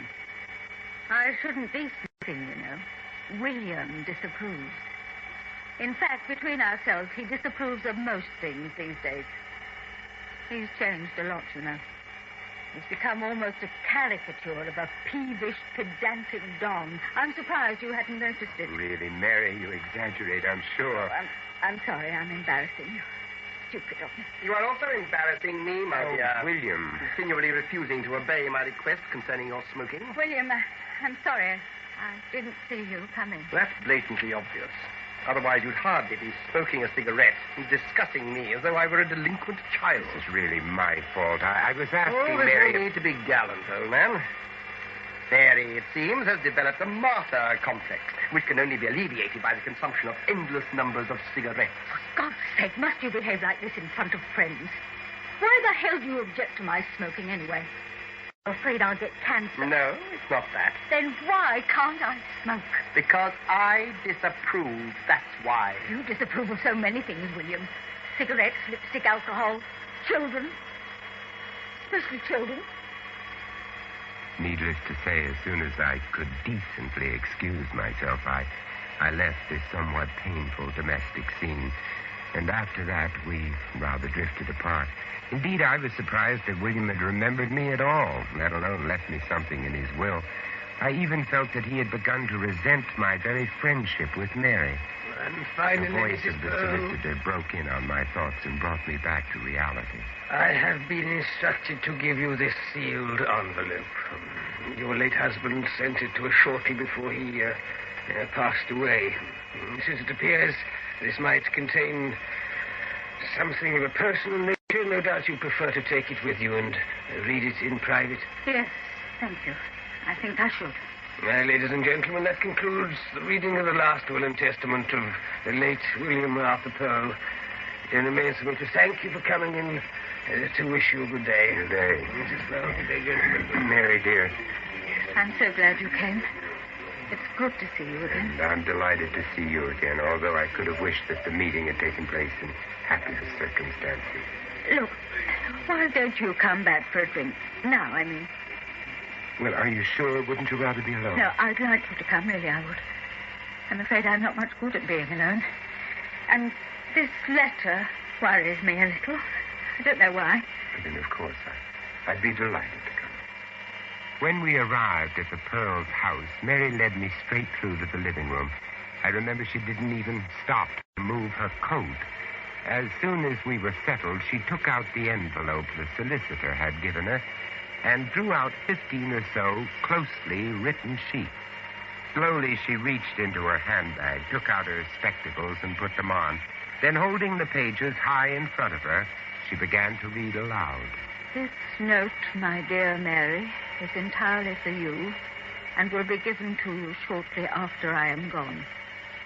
It is nothing but an attempt on my part to explain exactly what Dr. Landy is going to do to me. Oh, no. I knew it would be something like this. How could he? Mary, what's the matter, man? You've gone quite pale. Who is this Dr. Landy? What did he do to William? I'll be all right. Here, you take the letter and read it to me, please. It will make it easier hearing all this from a third person. Very well, my dear, if you want me to, but I... Please. Well, of course, yes. Now, let's see, where did we get to? Yes, here we are.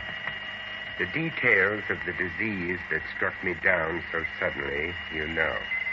No need to waste time on them. As I have lain here in hospital with somewhere between 1 and 6 months to live, I seem to be growing more melancholy every hour. And then, one Tuesday morning, 6 weeks ago, my friend John Landy, the neurosurgeon, burst into my room. William, my boy, this is perfect. You're just the one I want. Hello, John. Well, now, in a few weeks' time, you're going to be dead, correct? Do you believe you'll go to heaven? I doubt it. But what's all this about? Hardly a good bedside manner. In a few weeks, you're going to be dead. Sorry. But look, would you be prepared to consider a proposition? I haven't the faintest idea what you're talking about. I'm serious. Oh, go on. I've very little to lose by listening. On the contrary, you've a great deal to gain, especially after you're dead. This is something I've been working on quietly for some years. A long time ago, I saw a medical film brought over from Russia.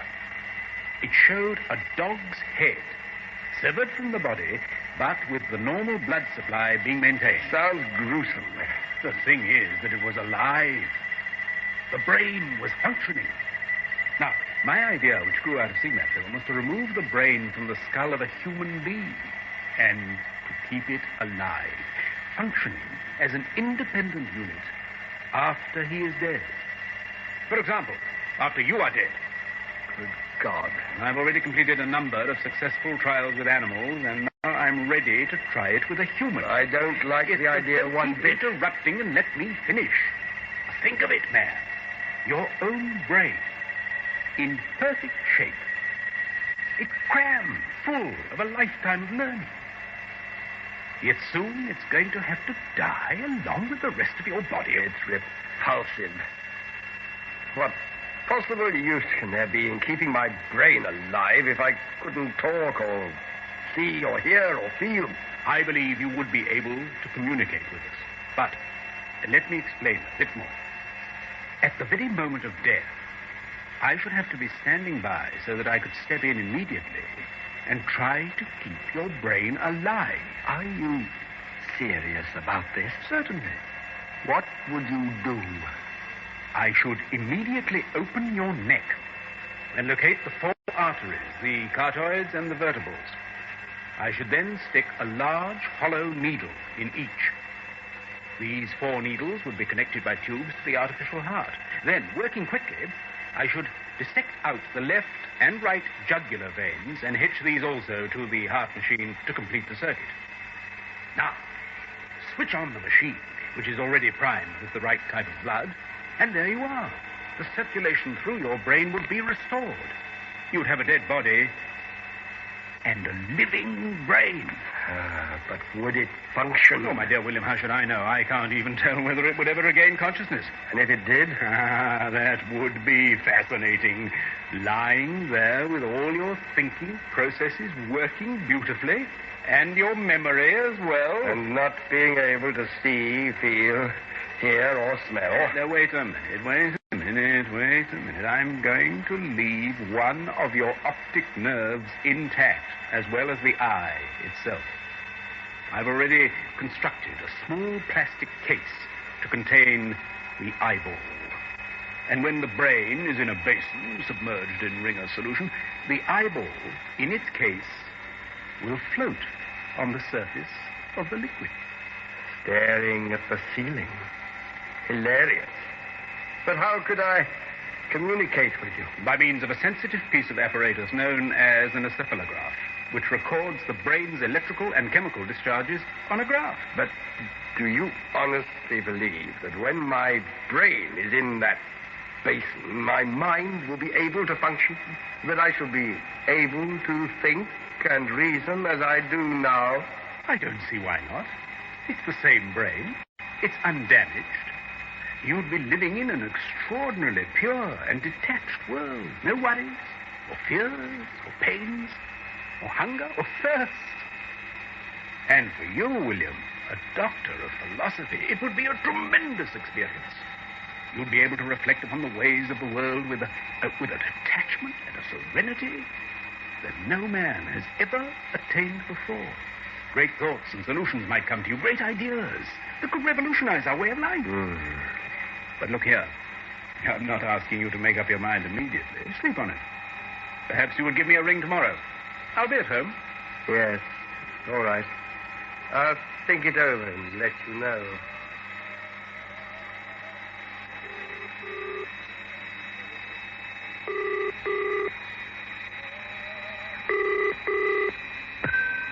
Hello, John Landy here. Landy, Pearl here. Look, I've been thinking over your proposition and... Yes? What have you decided?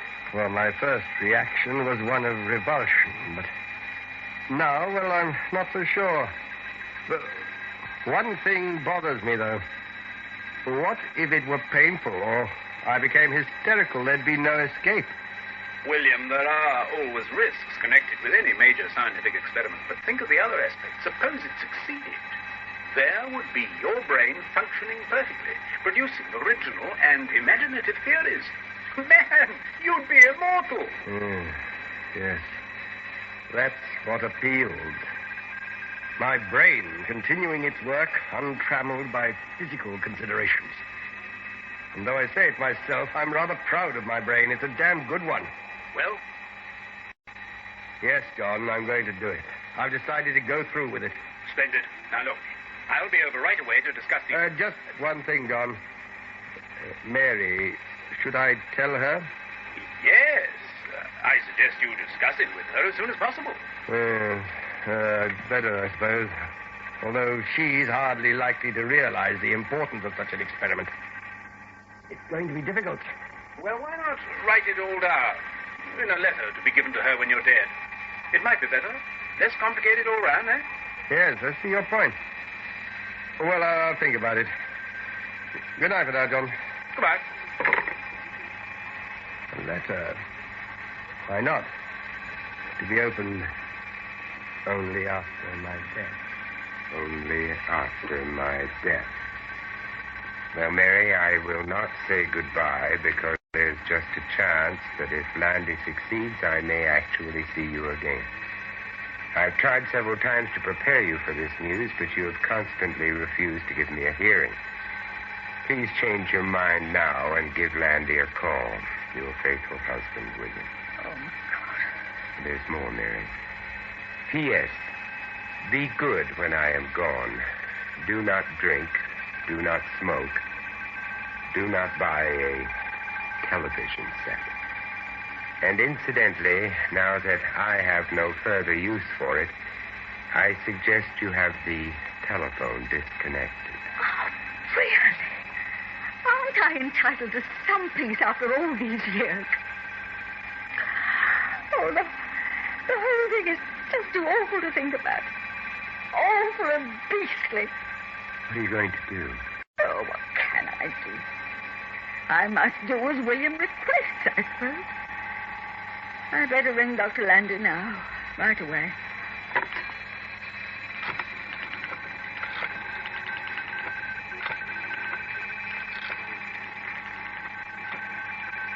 Just over half an hour later, Mary and I were greeted by a somewhat apprehensive Dr. Landy at the hospital entrance.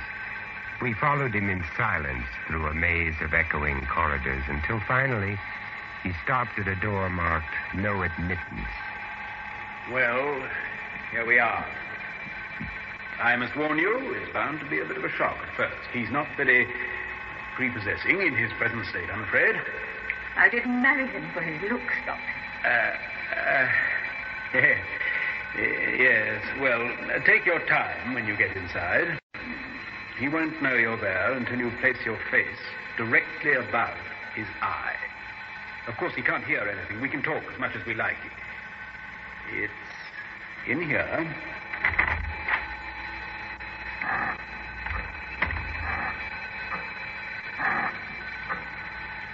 I wouldn't go too close yet, until you get used to it.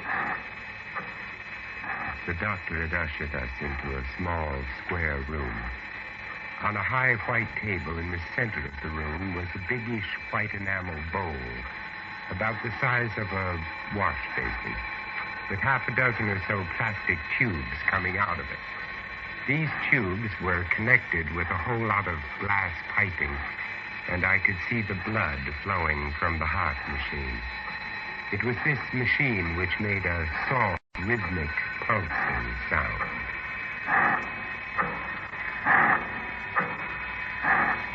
He's in here, in this bowl. Come a little closer. Don't be afraid. That's right. Now, you see this small oval capsule floating on liquid in the bowl? That's the eye in there. Can you see it? Yes. Good. Take your time. As far as we can tell, it's still in perfect condition. It's his right eye, and the plastic container has a lens on it, similar to the one that he used in his own spectacles. At this moment, he's probably seeing quite as well as he ever did. Oh. Are you feeling all right, Mrs. Pearl? I think so. Good. Then we'll go forward a little more, and you'll be able to see the whole thing. There you are. That's William. The doctor led Mary forward until she could see right down into the basin. I followed, feeling somewhat nervous, I must confess. William's brain was far larger than I had imagined it would be, and darker in color. With all the ridges and creases running over the surface, it reminded me of nothing so much as a large, pickled walnut. I could see the stubs of the 4 big arteries and the 2 veins coming out of the base, and the neat way in which they were joined to the plastic tubes. With each throb of the heart machine, all the tubes gave a little jerk in unison as the blood was pushed through them.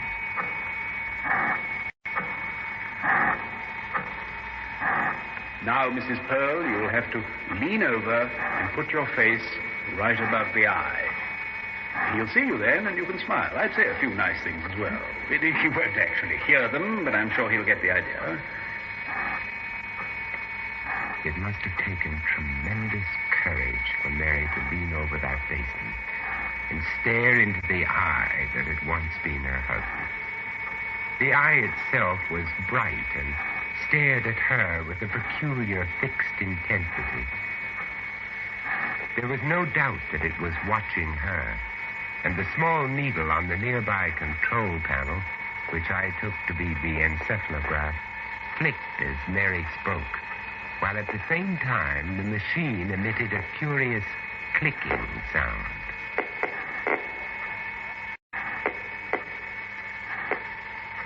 Hello, dear.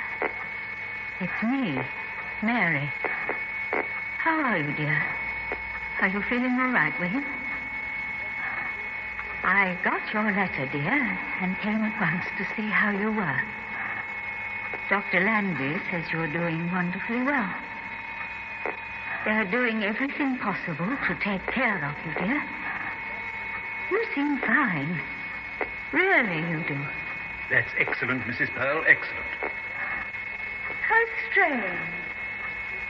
I've been trying to think what it is that's different about the eye. I see it now. There's a softness about it which William's never had. William's eyes used to glint at you, stabbing into the brain almost. This eye has a softness and a gentleness that's almost cow-like. Are you quite sure he's conscious? Oh, yes, completely. And he can see me? Perfectly. Isn't that marvelous? I expect he's wondering what's happened. Not at all. He knows perfectly well where he is and why he's here. You mean he knows he's in the basement? Of course. And if he only had the power of speech, he would probably be able to carry on a perfectly normal conversation. So far as I can see, there should be absolutely no difference mentally between this William here and the one you used to know at home. Good gracious me. You know, I'm not at all sure that I don't prefer him as he is at present. I believe I could live very comfortably with this kind of William. I could cope with this one. Quiet, isn't he? Naturally, he's quiet. Doctor, I do believe I'm beginning to feel the most enormous affection for him. Does that sound clear? I think it's understandable. He looks so helpless, lying there in the basement. He's like a baby. Exactly like a little baby. There. From now on, Mary's going to look after you. All by herself. When can I have him back home, Doctor? Oh, he couldn't have been moved. I don't see why not. But this is an experiment, Mrs. Pearl. It's my husband, Doctor. It is my husband, you know. That's rather a tricky point. Perhaps it would be better if we were to discuss this matter more fully in my office. I mean it. I want him back. Mary and the doctor had become so engrossed in the struggle for possession of William, or rather what remained of him, that they had forgotten my presence completely. I watched enthralled.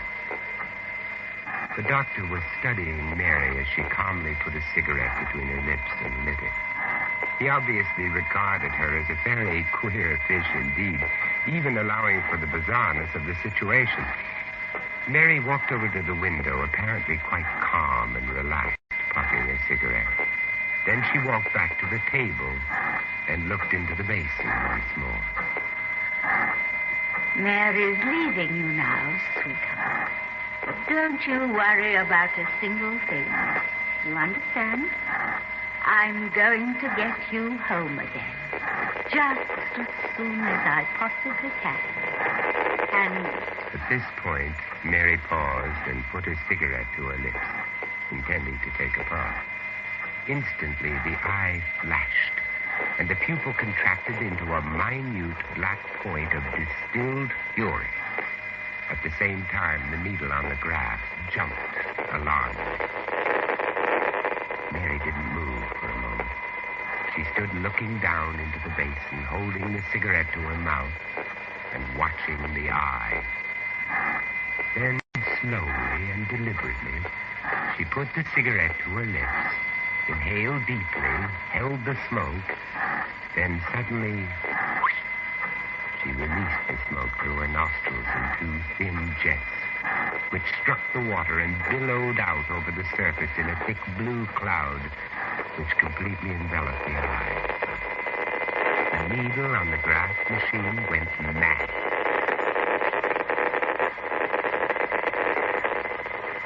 The doctor, who had been standing with his back to Mary since she crossed to the table, turned suddenly, aware that something had happened, but not knowing what. I think perhaps we'd better leave now. Now, don't look so cross, William. It isn't any good looking cross. Not anymore, dear. Because from now on, my pet, you're going to do exactly what Mary tells you. You understand, William? Exactly what Mary tells you. Mrs. Pearl. So don't be a naughty boy again, will you, my pet? Naughty boys are liable to get most severely punished. That's enough, Mrs. Pearl. Yes, of course. Goodbye, darling. I'll be back soon. He's sweet. I just can't wait to get him home again.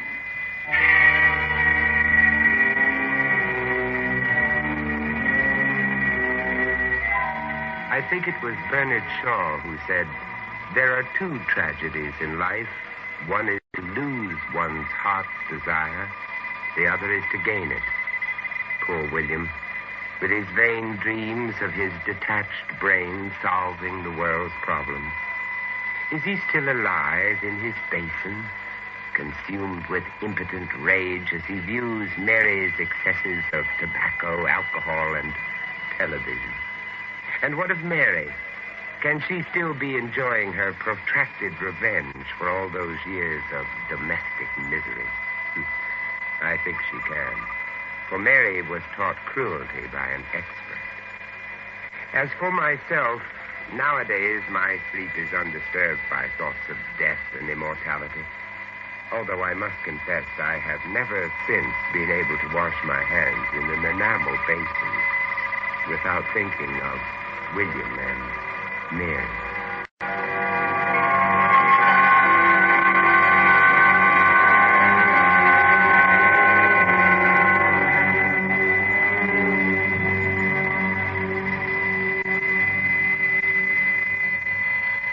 That was Vincent Price, bringing you The Price of Fear. Also starring in William and Mary were John Barron, Gerard Green, and Hilda Schroeder, with Terry Scully. William and Mary was first recounted by Roald Dahl, dramatized by Barry Campbell, and produced by John Dyer.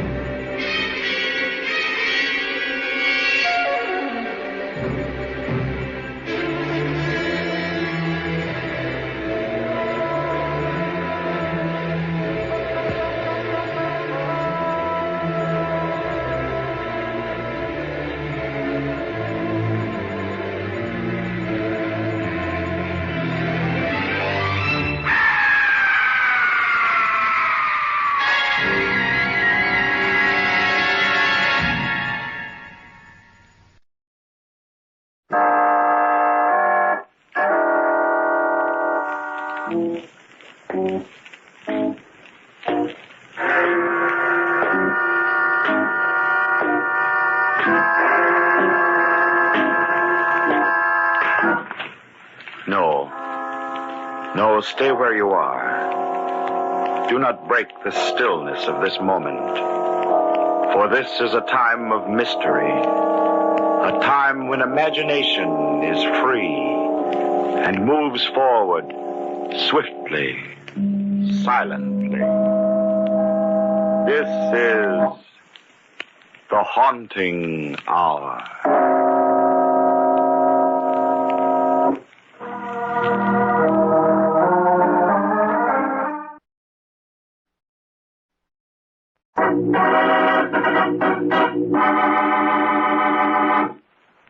A corpse there was.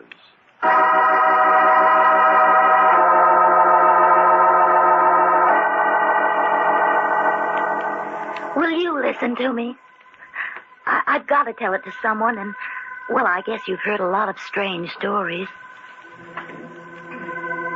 I'm Catherine Holland. It all started about a year after I'd come to work for Martin Reed and Stephen Corey as the housekeeper. Oh, we'd have such fun, the three of us. And Martin was forever making me promise that I'd be with them always. Always. I didn't know how long that could be.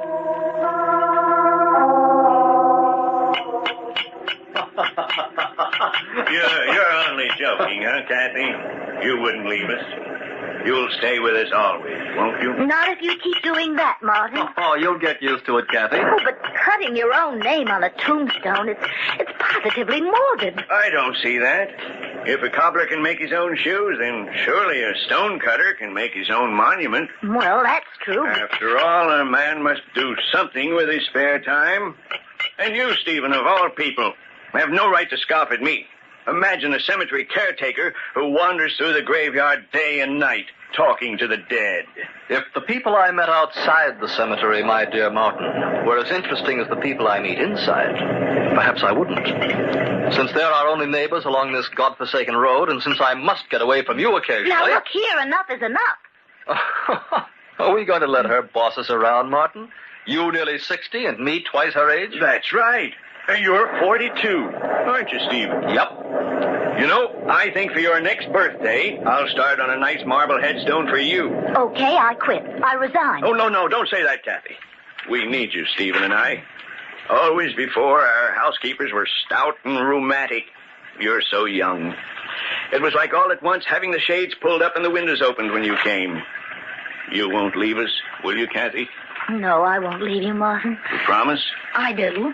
If you promise to take your medicine. No, I told you, Kathy. I don't believe in that quack doctor. There's nothing wrong with my heart. Oh, Martin, don't be stubborn. It's not a matter of being stubborn. I know I'm perfectly all right. How about those attacks you've had? They were indigestion. You don't want to take that medicine because you and the doc have been enemies for years. You won't give him the satisfaction of treating you, even if it means... Please, Kathy. Don't you think I'm old enough to know my own mind? But Kathy's right, Martin. You should take your medicine. Oh, now you start. I'm going for a walk. I'll go with you. I don't want company. Now he's mad. Oh, don't take it to heart. He'll get over it. I wish he hadn't gone out in this weather. Yeah, I think it's getting worse. I'll go call him back. Stephen, what's that noise? I don't know. But just outside the house. It's our cedar tree. That last flash of lightning struck it. There seems to be... Kathy! What? Move away from the door so I can see too. No, Kathy, please. Stay in here a minute. I'll go out. Oh, I'll go with you.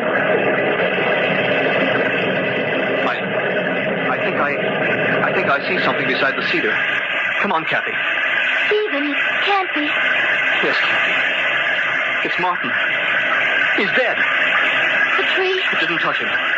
He died from the shock of it falling so close. It was heartbreaking. Strange, isn't it? The last tombstone he ever carved was his own.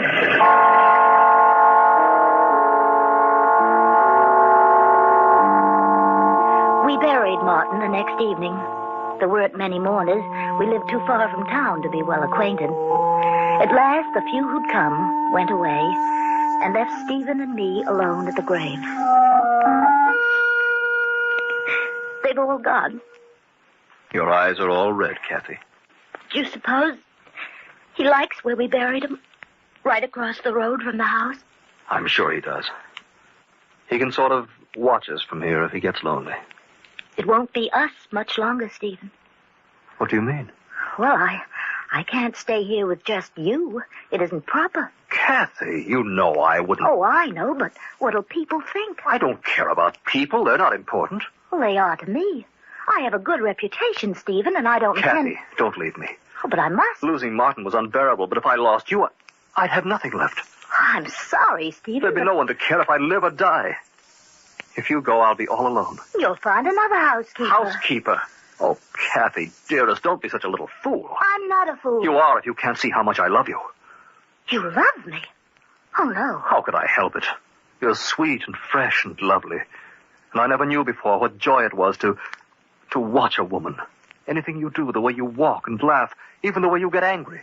It's beautiful. Oh, keep away from me.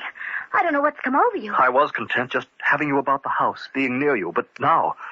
Oh, my darling, you mustn't go away. Oh, please don't look at me like that. Please, Stephen. Dearest, let's get married. I'll make you happy. No, I don't love you. Don't touch me. Oh, I like you a lot. I'm very fond of you, but... Well, it's not love. I could never love you. Why, Kathy? I'll make you a good husband. Oh, no, Stephen, no. You're twice my age. But I'd worship you, Kathy, dearest. Oh, will you quit bawling Kathy, dearest, at me like a lost lamb? I'm going to the house and pack my things. I won't let you go. You belong to me. I don't belong to anyone. If you don't get out of my way, I'll throw this rock at you. There's someone else. You love someone else. No, Stephen, I just don't love you. Don't come near me. I'll throw it, I swear. Kathy, no! I told you I would, didn't I? Why couldn't you believe me? Well, get up. Stephen. He was lying on his back, motionless. I bent over him and... his face, the rock had caught him between the eyes. I couldn't think. I was terrified. I only knew that Stephen was dead, that I had killed him. A murderess, that's what everybody would say. They'd put me on trial, all those faces gaping at me like I wasn't human, and then they'd... No. Had to get out of here. The road past the graveyard. If I followed it, I'd reach the main highway. I'd run. I'd run so fast no one would catch me. Oh, it was dark. The body wouldn't be found till morning. By then I'd be far away. Had to keep moving. Had to. Where could I go? Where could I hide?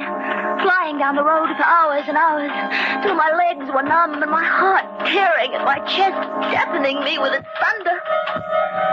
No, that wasn't my heart. It was a car. They were looking for me. Somehow they'd found Stephen already. Oh, it was getting nearer and nearer. I slipped behind a tree.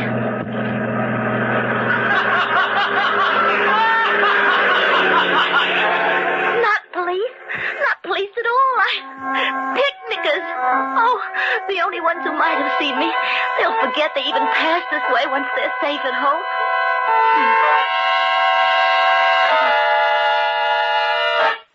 Safe at home. Suddenly, I realized what a fool I'd been. I couldn't escape a police dragnet by running away. They'd never stop looking for me. The best place to hide was at home. Why, of course. I'd gone back to the house from the funeral and straight to bed. Stephen had decided to stay at the grave a while longer. Everyone in town knew he liked to wander through the cemetery, and especially tonight, with Martin just buried. He must have caught a prowler, and the man had thrown a rock at him. That's how it happened.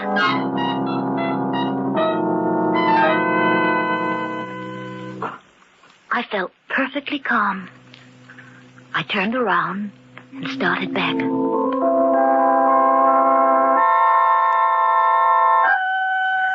The sky had been cloudy all evening, but as I walked up the road toward home, it cleared. I remember how lovely the moonlight looked, spilling down the steps of the house. I started to climb them.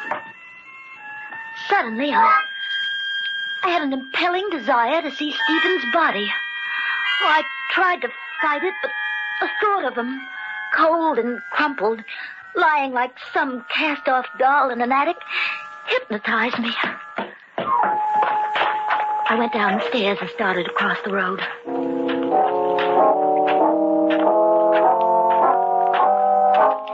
He had been lying at the foot of Martin's grave, I remembered. From where I was, I couldn't make out the body. Oh, that wasn't right. The old man was buried directly across from the house. I should be able to see Stephen. I slipped through the gate,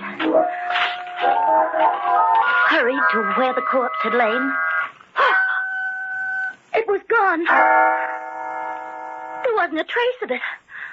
I dropped to my hands and knees, searching about the new mound of earth for some proof that it hadn't all been a nightmare, that I'd really killed Stephen. There wasn't anything.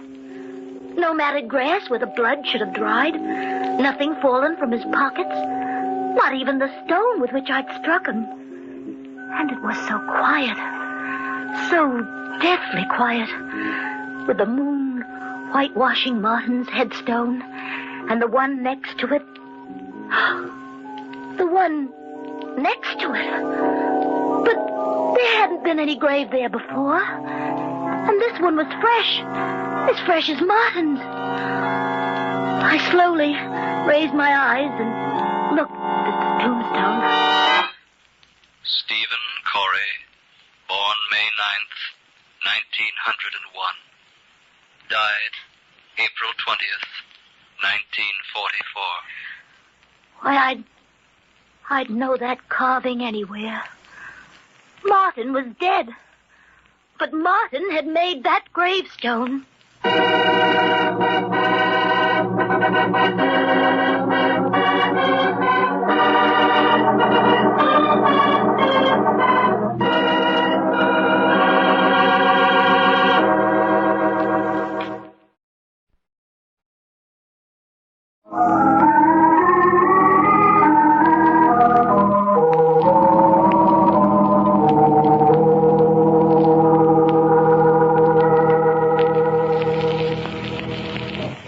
Kathy stands in the moonlight, staring at the grave plaque of Stephen Corey, a plaque identical with the one Martin had made for himself before he died. And yet, how could Martin have carved that headstone? He had not made one for Stephen before he died. I knew that. Still, Stephen had been buried, and the date on the monument was right. I felt the answer, but I pushed it back away from my mind. It couldn't be true that Martin had kept his promise even now and had carved the stone. That these dead who were Stephen's friends had buried him. Had he loved me so, he wouldn't make me pay for what I'd done. Did he plead with them to cover him so I'd not be found out? I didn't know. I was paralyzed with fright. I had to get out of here back to the house before I lost my sanity. I don't know how long I lay there, cowering in my bed. At last, the darkness of the night closed in about me, and I slept. But then, out of the darkness, the doorbell rang. Sharp sounds sent a streak of fear over my flesh. The police had come. Stephen's grave had been discovered. I had to go to the door. Are you Catherine Holland? I'm Estelle Bailey, Martin's sister. Oh, yes, I should have known. Come in, Mrs. Bailey. Stephen sent me a telegram this afternoon about Martin's death, and I took the first train out here. I'm sorry if I woke you. Oh, that's quite all right. Come in. I know it's been a long trip. Perhaps I can fix you a bite to eat. No, thank you. I'd like you to take me to see the grave right away. Martin's grave? Now? Miss Holland, I hadn't seen Martin for 9 years. I'm ashamed of that, and I want to rectify it now as soon as I can. If you won't take me, perhaps Mr. Corey will. Oh, he's not here. He's in town. Well, I'll wait up till he comes in. Oh, you'll wait a long time. I don't understand. Oh, Stephen was quite shocked by your brother's death, you know, and, well, he felt he had to get away from this house, so, well, he mightn't be back tonight. But if he went into town, why didn't he meet me at the station as he wrote he would? Well, I don't know. Every moment she sat there, she'd think more and more about Stephen's absence. I had to distract her the only way I could. I had to take the chance that she wouldn't notice that other headstone. But if she did notice it, I would have to kill her, too. But just then, something happened to spare us both. Oh, good heavens. Oh, look, it's raining again. Yes, the moon's gone in. It's pitch black outside. Then there's no use going into the cemetery, I suppose. I'm afraid not, Mrs. Bailey. What a shame. Finally, she went upstairs. I waited until I knew she slept. Then I took a spade and crept across to the cemetery. It was wet and cold, but I didn't notice the weather. For I had a scheme. A very clever scheme. I was going to dig up someone else's headstone as well as Stephen's and switch the two. I couldn't disguise his new-made grave, but at least I'd conceal who was buried there. It was just before dawn when I slipped back to the house. Mrs. Bailey woke me about 8, and together we went into the cemetery. I came up level with the graves, and... Oh, no. No, it couldn't be. Well, I'd switched them last night. Stephen Corey, born May 9th, 1901. Died April 20th, 1944. His headstone. exactly where it had been before. But I had dug it up. There were blisters on my hands to prove it. Mrs. Bailey, had she noticed? No. She'd gone right to her brother's grave and stood staring at it, wiping away the tears. I'm very glad of one thing, Miss Holland, that Martin is buried a little apart from everyone else. He liked to be alone most of the time, you know. Even in death, he would prefer solitude and being isolated from all the others. Solitude? Isolated from all the others? But Stephen was lying right by his side. She couldn't see Stephen's headstone. It was incredible, but it was true. Come, Miss Holland, it's raining. We might as well go now. I'll take the early train back to the city.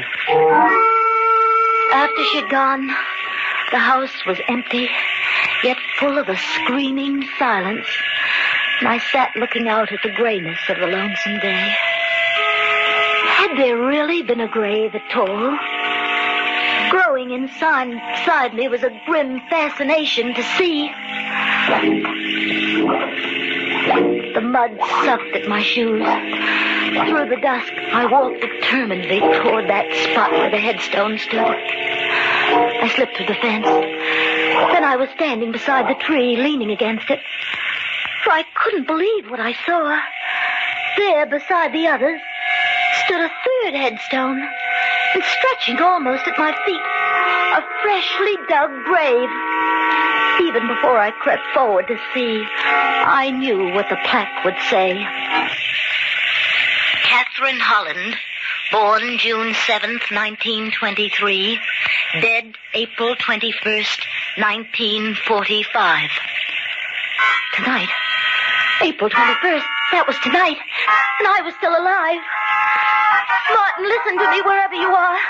I said I'd be with you always, but you can't force me to follow you.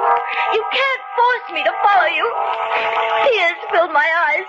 I took hold of a hateful stone and tried to flatten it into the ground, Then through the tears, I saw the dark bruises on my hands. Bruises on my hands, but, well, it wasn't possible that... I touched one of the dark splotches. It rubbed away. Then the truth went through my mind. I fell to my knees. The letters I thought were carved into the stone. They too were blurred. I drew my finger along my name. It was lettered in black crayon. Thick, archaic lettering, darker toward the middle than at the edges, giving the illusion of depth. Giving the illusion of being cut into the stone. Then that's how Stephen's headstone was made. That's how. I stood up. Fear fell over me like a cold, wet sheet. Behind this adventure was a human being. A being like myself.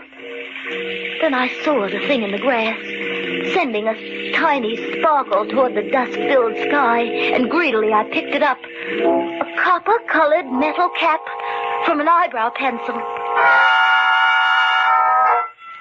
So that was how the letters had been drawn. That was how this thing had happened.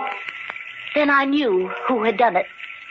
And even before I turned to look, I knew she was standing there, staring at me, unmoving, a thin smile on her lips, her eyebrows thin, too, penciled on with surety and deftness. Turn around, Miss Holland. I see you have guessed the truth. It was you. You killed him. But do you think my conscience will hurt me as yours does? Would it make your death any easier to know you didn't kill Stephen Corey? I don't understand you. I'm telling you the truth. I came into the cemetery just as the last visitor left, and I saw you throw the rock at Corey. I saw you run for the road. You hadn't killed him, Miss Holland. He was only unconscious. But I made sure he was dead before I buried him. Then you dug the grave here. That spade in your hand. Will serve a double purpose. I shall kill you with it. Just as you murdered Corey. Why? Why did you kill him? Because Martin had willed all the family property to Corey, with the provision that when he died, it would return to me. I knew if his body weren't discovered, they'd think you and he had run away together. Then I'd have to wait for him to be declared legally dead. And so you put up the plaque? I felt sure I could persuade the county coroner to file a death certificate quietly. Then I'd show my lawyer the grave, show him that Corey, too, was dead. But you came back, so I have to kill you, too. Now you know the truth. Your time has come. That spade, Mrs. Bailey. Is for you, Miss Holland. Stay back from me. Stay back. I'm going to kill you. I'm not afraid, Mrs. Bailey. You're real. I can fight you. This will be your grave, and I shall bury you in it. Give me that spade. Give it to me. Go here. I said that spade. Mrs. Bailey.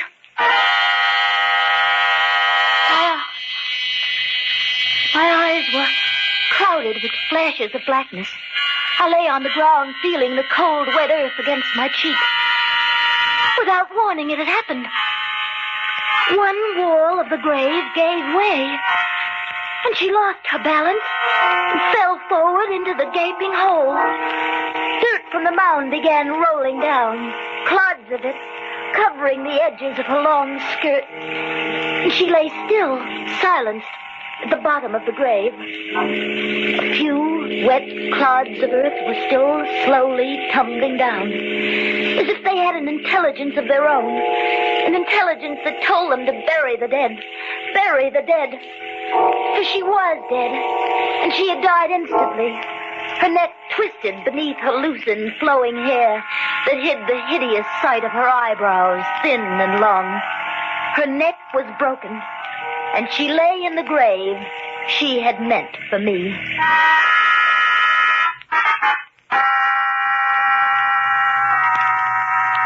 Perhaps, now I've told it, I can forget the horror of what's happened. But not soon. Not soon. One way Martin was right. In my brain, he and Stephen will be with me. Always.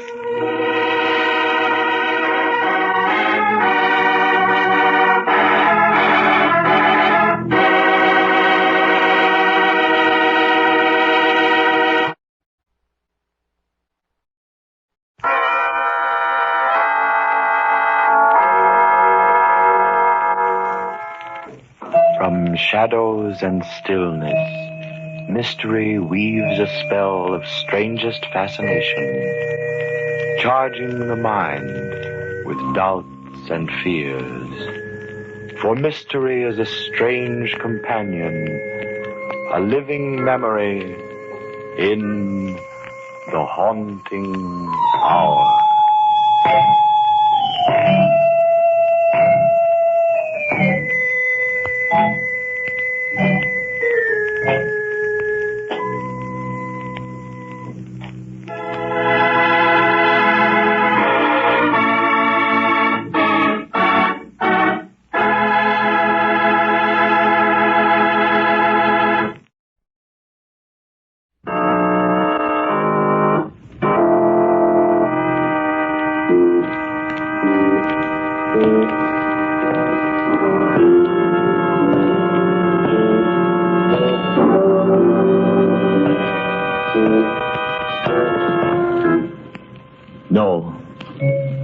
No, stay where you are.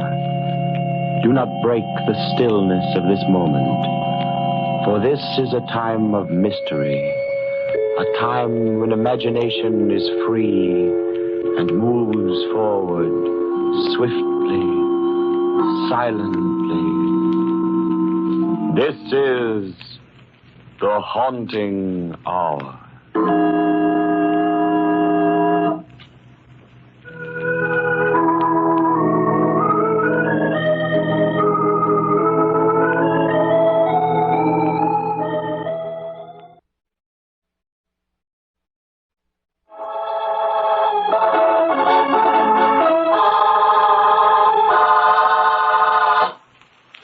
The shoe fits.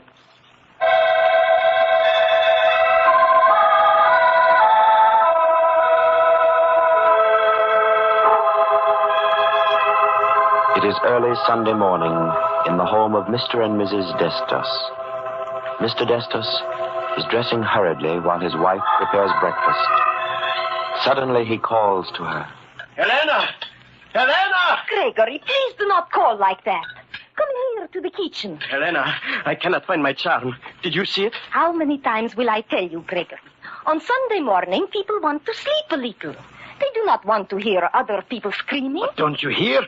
I have lost my lucky piece, Helena. Oh, you mean the little coin that you brought to America from Greece? Yes. Here are your eggs. Yes, but where is it? Oh, I have not seen it. Perhaps you lost it. No, I must find it. It has brought me all the good luck we have had here, and I can never replace it. It's the only one of its kind. Well, you should not have been so careless. That is the remark of a fool. Never mind with you, I'll find it myself. Gregory, it is the first time since we were married 3 years ago. You speak to me like that. Oh, well, forgive me, Helena. I did not mean that. It is just that the little coin means so much to me. And I'm in such a hurry, I don't know what I am saying. Are you going to the shop again this Sunday? No, I must. There is so much to be done. I am making more shoes now than ever before, and it is important that I build up our little business and put away some money in case of need. You will need it for doctor bills, Gregory, if you work like this. Day and night and Sundays as well. A man must have his rest. You know how we say, Helena. Never cross your luck. I am now getting the finest clientele in this city. They cannot wait for the shoes. The orders must be filled, and I work alone. What good is all the money if I never see you? Well, that question you will have to ask Mr. Bollitt. Mr. Bollitt? You mean... Yes, Helena. I mean the richest, most important man in the city. I told you already I was working for his assistant, Mr. McIntyre. Mr. McIntyre, I have found out, is not Mr. Bollitt's assistant, but his bodyguard. Well, so what is the difference? He promised he would get me the business of Mr. Bollitt, and he did. You mean you have seen Mr. Bollitt? Oh, sure, many times. Oh. In fact, I am already making shoes for his whole family. Tell me, Gregory, why does a man like Mr. Bollitt need a bodyguard like Mr. McIntyre? Oh, what do I know, Helena? You know what it is with big, important men. They must be careful. And now I must go. When will you be home, Gregory? I don't know, Helena. We will have to see. Goodbye. Goodbye, Gregory.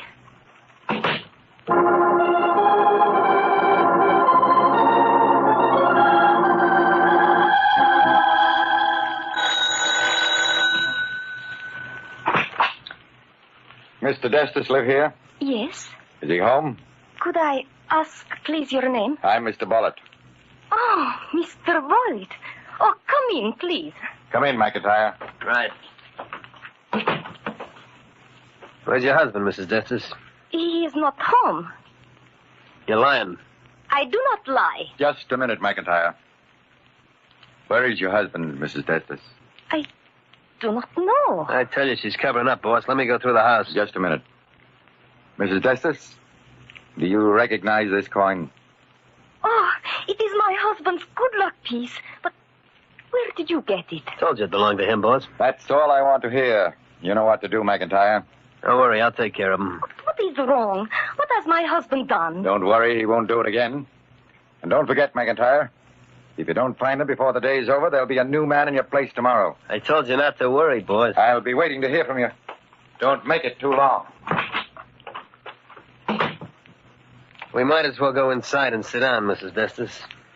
What are you going to do? I'm going to wait for your husband. I mean, after he gets here. Well, don't you worry about that. Whatever I do, you should be glad I did it. I do not understand. All right. You want to know what's up? I'll tell you. That husband of yours is a no-good, two-timing double-crosser. Now do you understand? No. He's running around with other women. Gregory? With other women? And that ain't all. If he wants to run around with other women, that's his own business. But when he starts fooling around with the boss's daughter, that's going too far. My husband is going with Mr. Bollitt's daughter? Mm-hmm. An 18-year-old kid. Oh, no, but it is impossible. Gregory work all the time. In the night, in the day.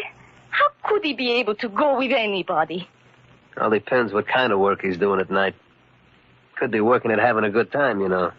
But he's doing what you say. Why shouldn't he tell me? He's not afraid. Maybe he's not afraid of you, but there's other people. We don't like anybody stepping in where they don't belong. See what I mean? Yes. Nothing is more important to Bollitt than his daughter Marion. There's nothing too good for her. And he didn't set her up like this for some little jerk shoemaker to cash in on everything. But Gregory is my husband. How could he That's just what makes it so tough. You see, whatever he's going to get, he's got it coming to him. But how did you find out all this? And that lucky coin he carries around? Oh, Only this time it ain't so lucky. you knew it was his? Mm-hmm. He showed it to me. Told me there wasn't another one like it in the country. And naturally, when Bollitt found it on his daughter's dressing table, it was a dead giveaway. Oh, I see. Now, there's no reason why you should take a beating for this, Mrs. Destis. Certainly ain't your fault. And I ain't getting any kick out of telling you.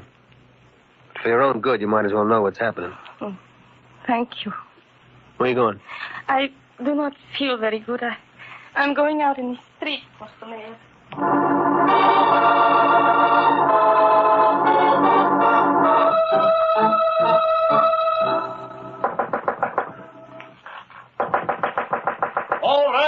All right, I'm coming.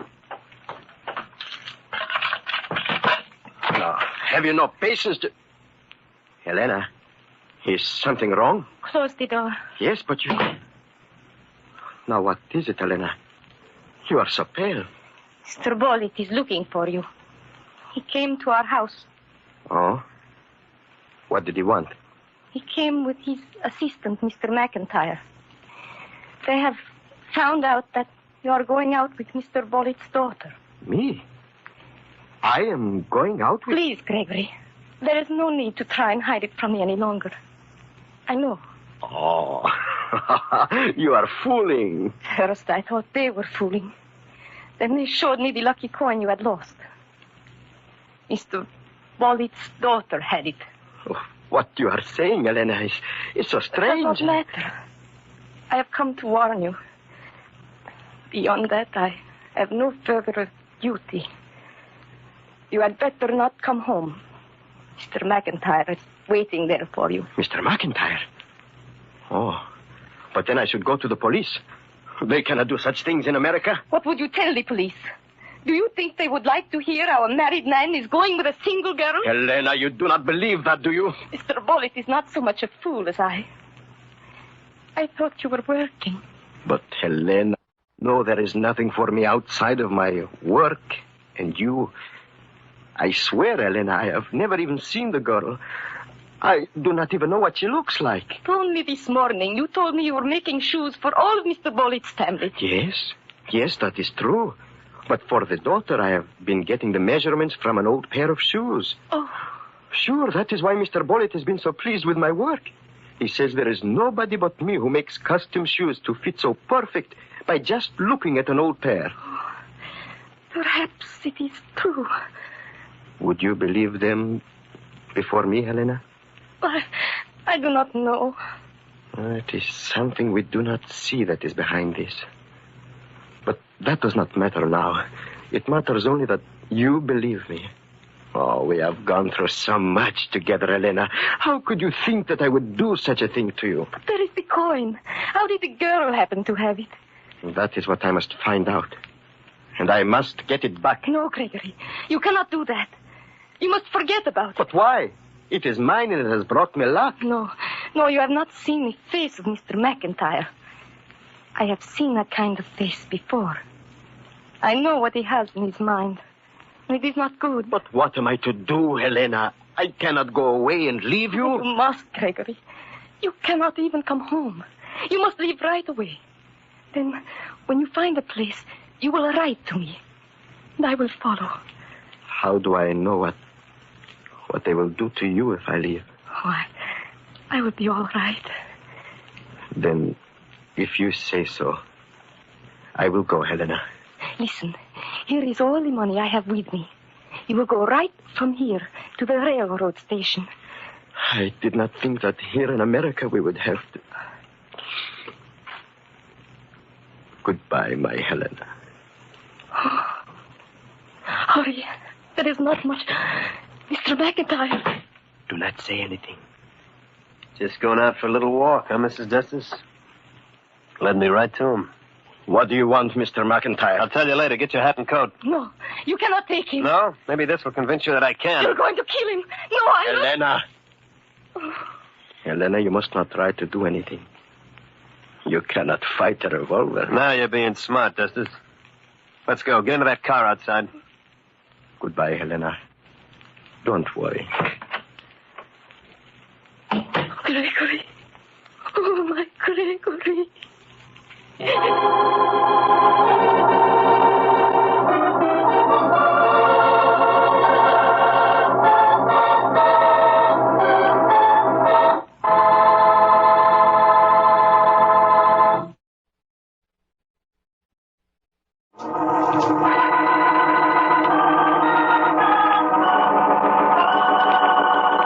Gregory Destos, a custom shoemaker, has become strangely involved with the young daughter of the wealthy and unscrupulous Henry Bollitt.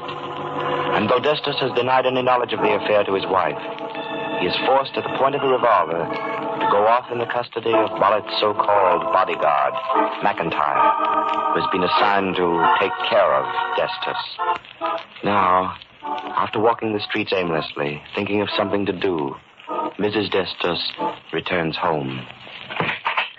Gregory, what have you done? How did you get back here? I have done nothing, Helena. Mr. McIntyre brought me here. But why did he do that? I thought... Listen to me. He, too, believes that I have been seeing Mr. Bollitt's daughter. Oh. And as a favor to me, Mr. McIntyre will give us time to leave the city. But we must never come back. I do not understand it. I do not think he likes Mr. Bollitt very much. But even so, why should he let me go? What reason did he give? He said it was because I made him the most perfect shoes he ever wore. So, that is your reward. To go away and never come back. He says that if Mr. Bollitt ever finds out that I am here, it will be the end for all of us. But if Mr. McIntyre is such a good friend, Gregory, why was he the one to tell Mr. Bollitt that you were seeing the daughter? He told Mr. Bollitt? Yes. When Mr. Bollitt found the lucky charm in his daughter's room, it was Mr. McIntyre who told him it belonged to you. Oh. And I don't understand. Gregory, it is clear that... Who is that? I will answer it. Gregory. There is no use to hide anymore, Helena. It has to be this way. Are you Mr. Destus? Yes. Well, here's part of what you deserve. Oh, why did you hit him? That's only the beginning. Get up from the floor, Destus. Quick. Fred, no, don't. Why not? It's coming to him, isn't it? But that's the wrong man. That isn't the one. Oh, gosh. Oh, here, let me help you up. Has everyone gone mad? Oh, you're Mrs. Destus, aren't you? Yes. I'm Marion Bollitt. Oh, you are Mr. Bollitt's daughter? Yes. And I'm terribly sorry for what Mr. Potter just did. You see, he's a friend of mine, and he was just trying to help me. You see, I thought you were the one who had sent Miss Bollitt that note. Note? What note? The one in which you demanded $1,000. I demanded $1,000? Oh, no. You see, my father wants me to go out only with people he approves of. Now, I know he wouldn't approve of Fred, because Freddie isn't rich enough. So we haven't told Dad that we go out together. But what has that got to do with my husband? Well, the other day, I got a letter saying that if I didn't leave $1,000 at a certain place, the writer would tell my father all about me and Fred. And you thought I was the person who wrote that letter? Well, I went to the spot. It was 5 miles outside the city limits, behind the deserted Hamilton house. And I left $200 there, with a note saying that I'd leave more today. Then I drove off at a distance and sat in my car watching. And you saw the man? Yes. Although I couldn't identify him from that distance, I do know that he was much bigger than you. But when he left, I went back to see if he'd found the money. And he had, all right. And while I was looking, I found a Greek coin that he dropped. So I put it in my purse and later left it in my bedroom where Father found it. That was when I first learned it belonged to you. Then why did you come here? Well, I had to. I was going to give you the rest of the money to make sure you didn't talk to my father.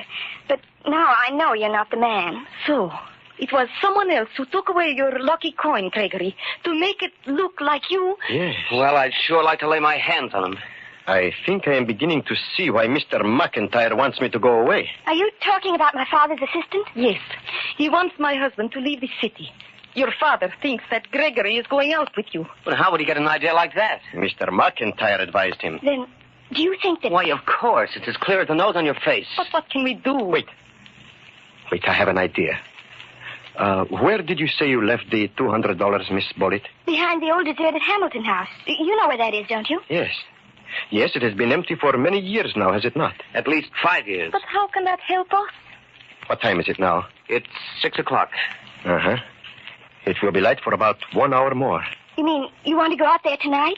Miss Bullitt, you said that you were bringing the money to me. Yes, I thought that you Would you let me bring the money to the Hamilton house and place it there for you? You want us to go with you? If you will allow me, I would rather go alone. You mean you're going to wait there and see if you can catch him? While it is light, I will wait. If he does not come then, I will go back to my shop, and I will be working there all night. And what do you want us to do? If you do not hear from me tonight, I would like you to take Miss Bullitt to the Hamilton house tomorrow and see if the money is gone. If it is, I would like you to come to my store and tell me the first thing in the morning. All right. Here's the money, and then we'll go along. Good night, and thank you. Good night. Good night. Oh, are you sure you're doing the right thing, Gregory? Yes, Helena. Do you want me to stay here? No. No, I want you to come with me. Oh, what can I do there? You will see. Come, Helena. Come.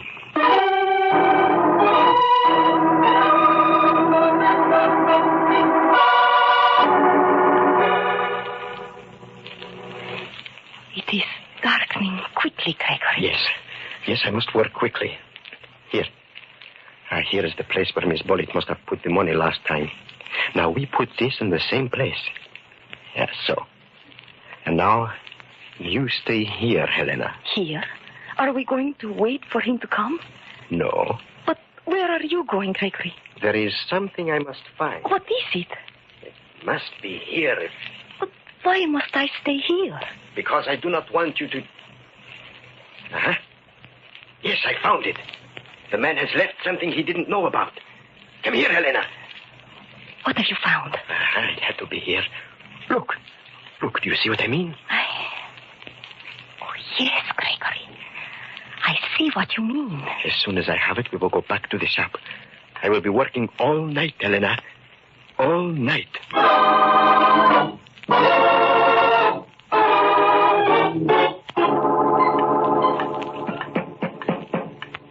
It's 8:30 in the morning, Gregory. Yes. At this time every morning, the shop is already open. Huh? Oh, yes. Yes, Helena, you better unlock the door. Unlock it?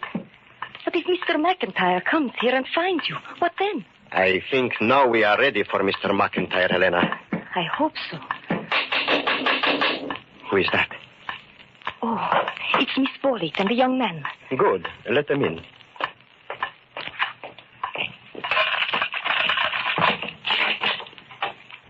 It's gone, Mrs. Destus. We looked all over. It was gone. My husband has been working all night. Well, this is a fine time to be fixing shoes, Destus. I am just finishing. But what are we going to do now? Now that we know the rest of the money is gone. I expect that in a few minutes your father will be here. How do you know that? After what has already happened, he must be following you. But you know that we don't want to be seen together. Why didn't you say this before? Because Mr. Bullitt is interested in me, not you. Well, Marion, I think it's best that we get out of here. All right, Freddie. If you think we... All right, Destus. Took me a long time to catch up with you, but I finally did. I am not running away, Mr. McIntyre. Marion, how can you come to this man's place at this hour of the morning? Why shouldn't I?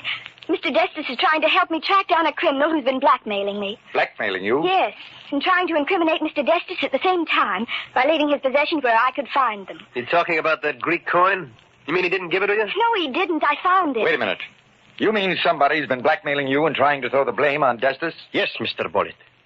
And now I think I am able to find out who the man is.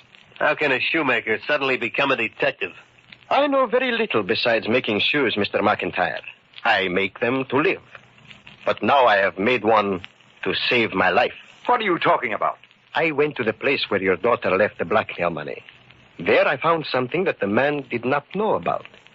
2 footprints. One hers, one somebody else. I have made shoes in many different ways. But until today, Never from a footprint. You mean the shoe you've been working on all night is measured from that footprint? Measured so carefully, Miss Bullitt, that it could not be worn by anybody else. You see, the print had a special high arch, and the pressure was greatest on the left side of the heel. Because of this, the toes on the right side were longer than average. Well, suppose you're right. Who are you going to try the shoe on? I would like to start with the men here. If it is all right, I would like to see if it fits Mr. McIntyre. That's the screwiest thing I ever heard of. Take your shoe off, McIntyre. Go ahead, Destus. Thank you. Let me have the shoe, Helena. Oh, here. And the shoehorn? No. No, that will not be needed. Press, Mr. McIntyre. I'm pressing. It just won't go, that's all. Uh-huh.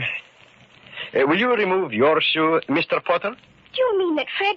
Oh, why, that's preposterous. Let him have his fun, Marion. There. Press, Mr. Potter. I am pressing, but it doesn't go. Of course, it's silly to suspect that... One moment. Mr. Potter, will you uncurl your toes? So. And now, the shoe fits.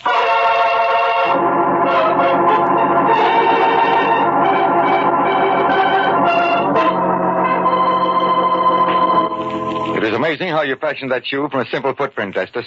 I think, Mr. Bullitt, that he will never find another shoe to fit him as well. I'm afraid it won't matter so much where he's going. I suppose McIntyre's turned him over to the police by now. But I still don't see how Mr. Destus could find out all that information from a single shoe print. How did you know that Fred had the blackmail money in his pocket? Oh, I did not know that. I knew only that the blackmail money had been taken away from the place where I left it. But from the beginning, Mr. Potter's face was familiar.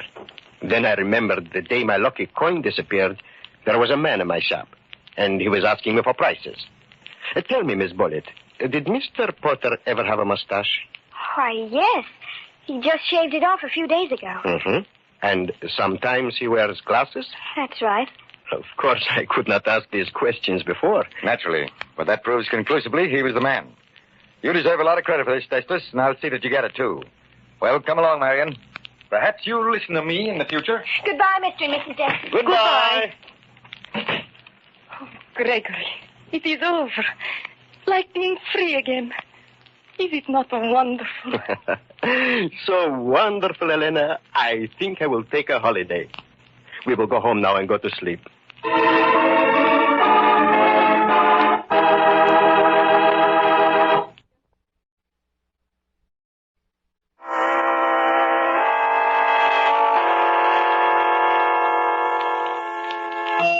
From shadows and stillness, mystery weaves a spell of strangest fascination, charging the mind with doubts and fears.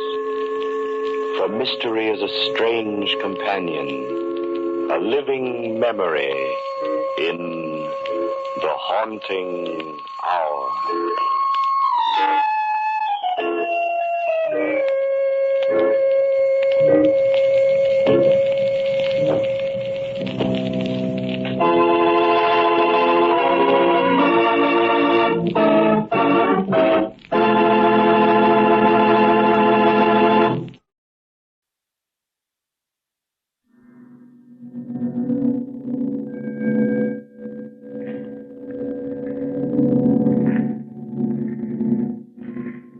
Welcome to the shadows.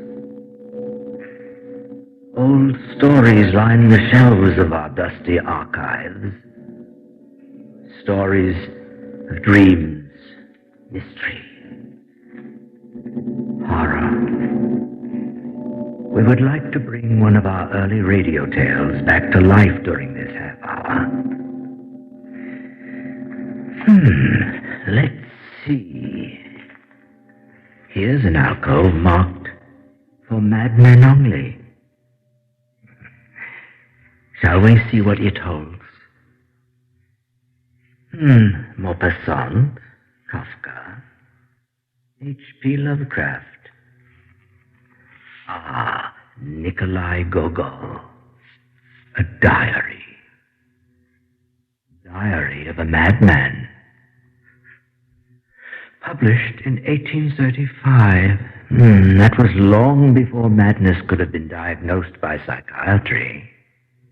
Would he have been cured, I wonder? I see his story is a little too long for just one visit. But you can come back next time and hear the rest. Well, shall we listen?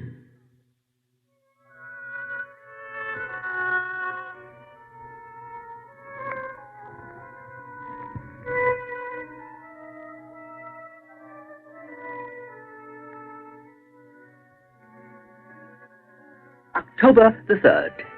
An extraordinary thing happened today.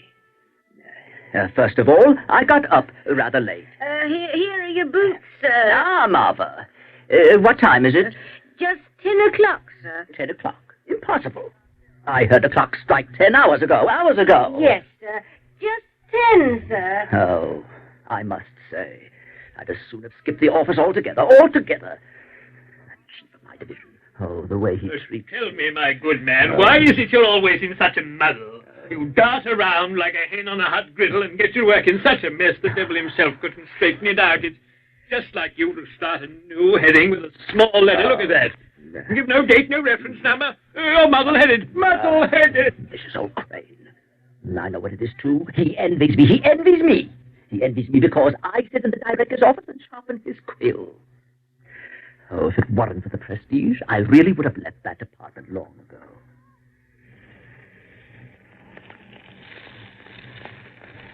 Well, it was pouring. So I wore my old overcoat and took an umbrella and hurried along the avenue.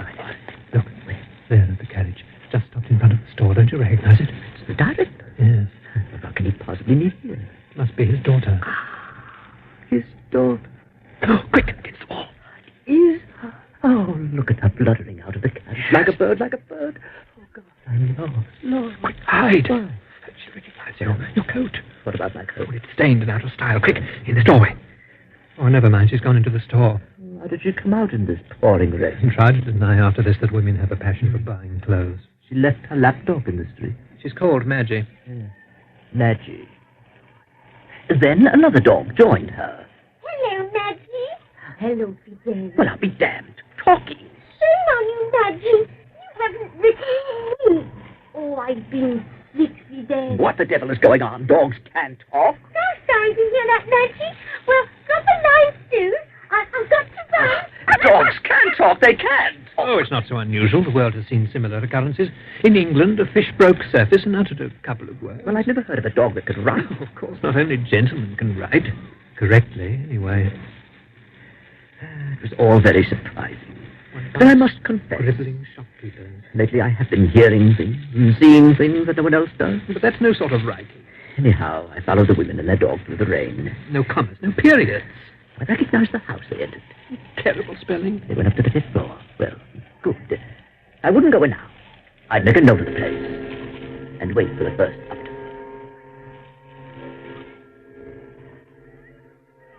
October 4th. Today is Wednesday, and that's why I was at our director's home, in his study. I came in early and sharpened all the quills. Our director must be a very brilliant man. His study is crammed with bookcases, such erudition all over the place. What importance shines in his eye. Quick, what? The door. Huh? The director, stand up, have the documents ready. No, it's like a swan. And when she looks at me, it's like the sun. Hasn't Papa been in here? What a voice. A canary, an absolute canary. Hasn't Papa been in here? Oh, ma'am, don't have me put to death. But if you do decide that I must die, let it be by your own aristocratic little hand. Hasn't Papa been in here? No, ma'am. Oh, well, thank you. At home that night, I lay on my bed most of the time. Then I copied an excellent poem. Without you, 1 hour crept slowly like a year. Like a year. Is my life worthwhile? I wept when you're not here. Yes. Sounds like Pushkin. Sounds like. I put on my overcoat and walked over to the director's house, and waited by the gate for quite a while to see whether she wouldn't come out. and get into her carriage. But she didn't.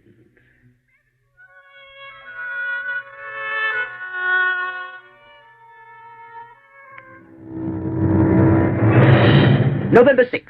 I don't know what's wrong with the chief of my division. Well, for instance, when I arrived at the office today... Now then, what I want to know is what's the matter with you? Oh, what do you mean, nothing's the matter with me? Oh, come now, try to understand. Aren't you over 40? Yes. Yes, well, isn't it time for you to wise up a little? Everybody knows what you're up to. Everybody knows you're trying to make the director's daughter. But... You. Ha! Just look at yourself. Look, what are you? Nothing, absolutely nothing. You haven't a penny to your name. Look in the mirror. Look at yourself. Yeah. You haven't a chance in the world. Stop. What do you know? Oh, I can see through you. You're jealous. Jealous? And then you begin to notice the way the director has been favoring me lately. Oh. And who are you anyway? A divisional chief. So what? I can be promoted too. I'm only 42, an age when one's career is just beginning. Yes. I'll go higher than you yet. And God willing, very, very, very much higher. I'll have a social position beyond your dreams. You think you're the only one in the world to have dignity? Give me a coat. Give me a coat and tie like yours, and you will be worthy to polish my boots, not my boots. And what, my good man, will you use for money? Yes. I like a means. That's the only trouble.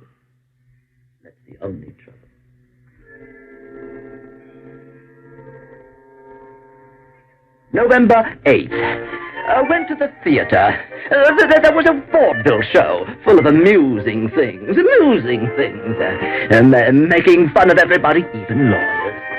So outspoken, I wondered how it got past the censors. It said plainly that merchants swindle everybody, and that we all need protection from the newspapermen. Playwrights write very amusing things nowadays. I love going to the theater. As soon as I get a few cents, I can't help myself. One actress sang really well. What did it remind me of? Yes. Who?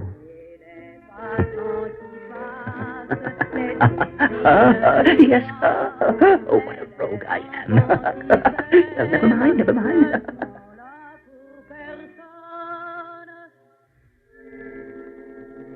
November 9th. Today I sat in the director's study and sharpened 23 quills. How brilliant he must be. How I'd like to have a closer look at these people, see how they live, all their subtle innuendos and courtly jokes. Sometimes the door is open and I can see into their drawing room. Oh, you should see how it's decorated. Mirrors.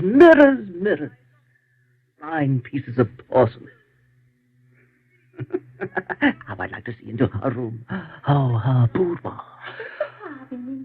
All those little jars and bottles standing there amidst the sort of flowers one doesn't dare breathe on. There's the dress she's thrown off, looking like air. Her bedroom. Miracles. To see the little stool upon which her delicate foot descends when she emerges from bed. And see how an incredibly fine, immaculate stocking is pulled up her leg. Then that stupid lapdog came into the room. Oh, Madgie. Well, little Madgie. Listen, Madgie. We're alone now, and I'll even lock the door so that no one will see us. Madgie, tell me everything you know about your mistress. What's she like and everything. I swear I won't repeat a thing, not a thing. Oh, but the silly little mutt ran off as if she didn't understand what I was saying. She knew. And dogs can talk. Most of the time they just choose not to. Because they're stubborn. Well, anyway, I know what I'm going to do. I'm going to that house and find Fidel. And get my hands on those letters Maggie's been writing to her. Yes, that's what I'm going to do.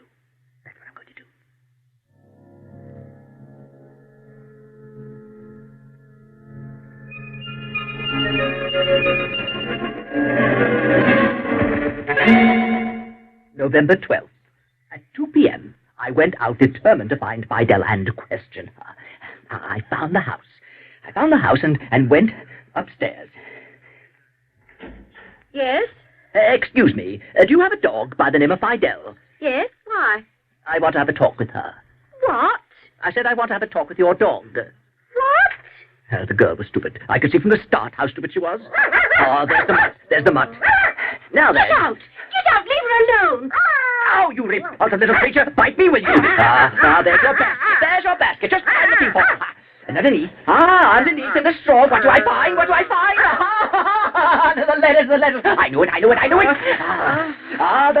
letters. You're mad! Get out before I call the police! Get out! Now at last, I'll find everything out. All about these intrigues and plots. Oh, plots. I'll find out all the little wheels and springs at the bottom of the matter. These letters. They will explain everything. Oh, dogs are a clever race. They know all about intrigues. Everything is bound to be in the letters.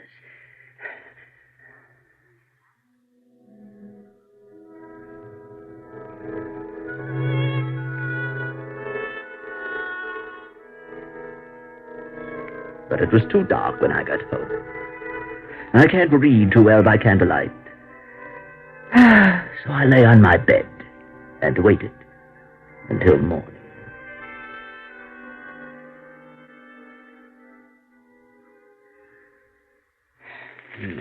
November 13th. Let's see now. This letter here looks quite legible. Though there is something canine about the handwriting. Dear Fidel. Dear Fidel, I'm very glad we have decided to write to each other. Spelling is very good. It's even punctuated correctly. This is considerably better than our divisional chief can do, though he claims to have gone to some university or other. Well, let's see further on. I believe that sharing feelings and impressions with another is one of the main blessings in life. The thought is stolen from a work translated from the German. The author's name escapes me now. I speak from experience. My young mistress, whom her papa called Sophie, is crazy about me. Oh, Sophie. Well, never mind. Papa often pets me, too. I drink tea and coffee with cream. I must tell you, my dear, that I am not in the least tempted by the bones Fido chews on in the kitchen. I only like the bones of game, and even then, only if the marrow hasn't been sucked out by someone else. What's this all about? What rubbish? As though there weren't more interesting things to write about. Let's see the next page. There may be something less stupid here. Now I'll tell you with pleasure what goes on in this household. What goes on? My mistress, Sophie. She's always very happy when she's going to leave for a ball, but is always very irritable while she's getting dressed for it. You know, my dear, I personally can see no pleasure in going to a ball. Sophie usually returns home from balls at 6 a.m., and I can tell by her pale and emaciated features that the poor thing hasn't been given a bite to eat. I confess, I could never lead such a life. If I had to go without game in sauce or chicken wing stews, I don't know what would become of me. The style is very jerky. You can see that it's not written by a man. She starts off all right, and then she lapses into dogginess. Well, let's see another letter. This one looks rather long. No date. Oh, my dear, how strongly I feel the approach of spring. My heart beats as though I were waiting for something. In my ears, there's a constant buzz. Very often I listen so intently behind doors that I raise my front paw. And confidentially, I have plenty of suitors. Oh, you should have seen the dashing young lover that came jumping over the fence into our courtyard.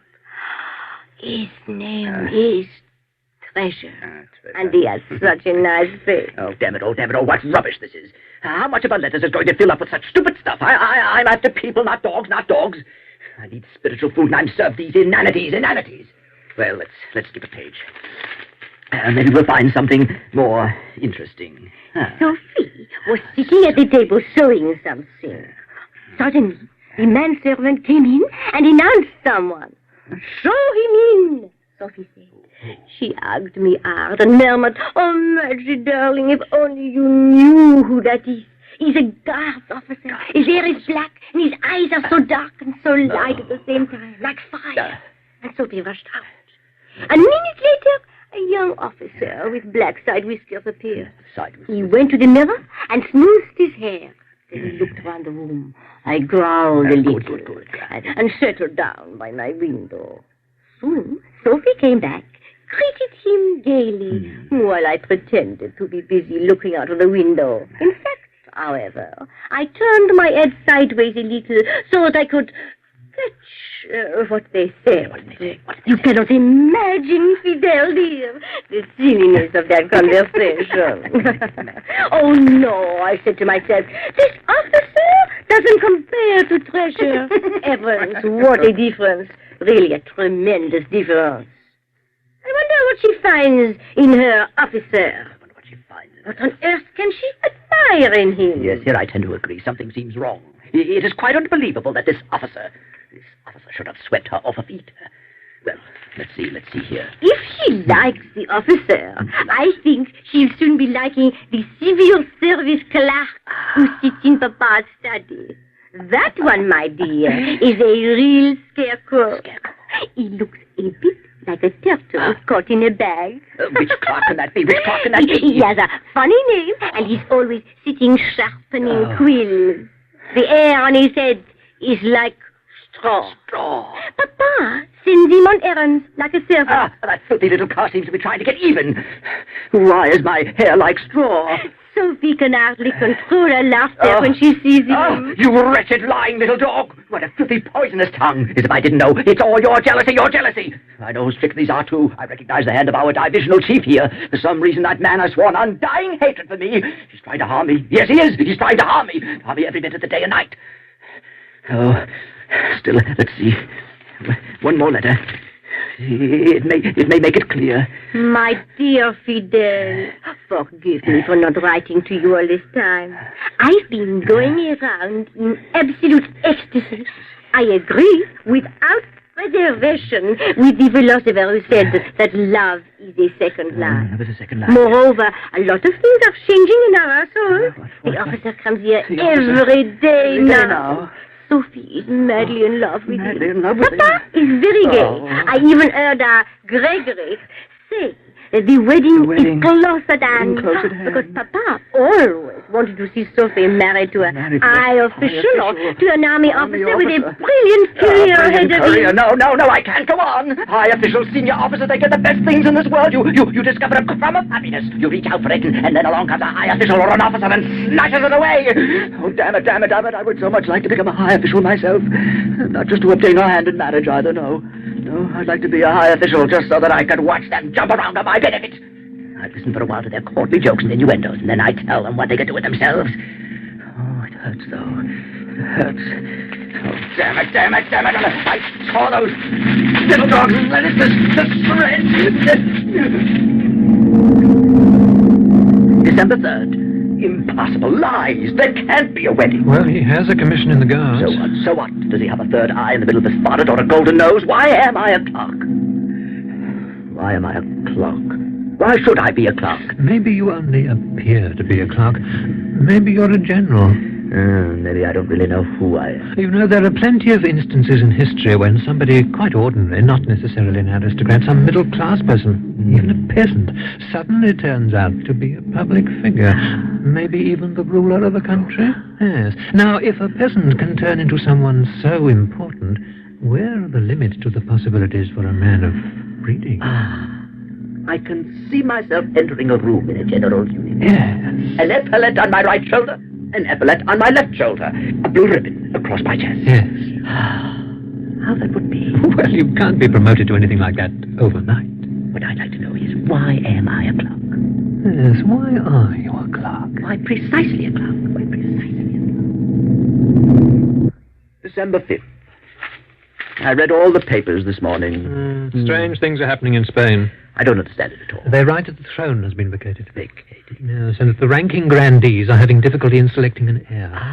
An heir? It seems there's discontent. Sounds very strange to me. How can a throne be empty? They say that some Donya may accede. Donya? It's absolutely impossible. Of course it's impossible. A Donya can't accede to a throne. A king should sit on the throne. Of course, a king should sit on the throne. They say there is no king. Oh, that's impossible. It's impossible that there should be no king. There must be a king. Well, he might be hidden away somewhere. In anonymity. Yes. It's even possible that he's around here, being forced to remain in hiding for some reason.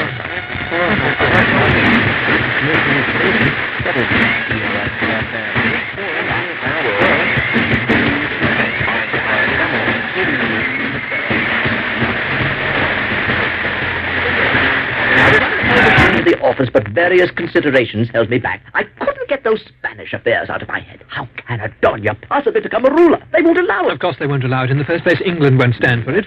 And then they must remember the political situation of the rest of Europe, the Austrian Emperor. Of course, our Tsar. I must admit, I was so worried and hurt by these events, I couldn't do anything all day long. After dinner, I walked the streets.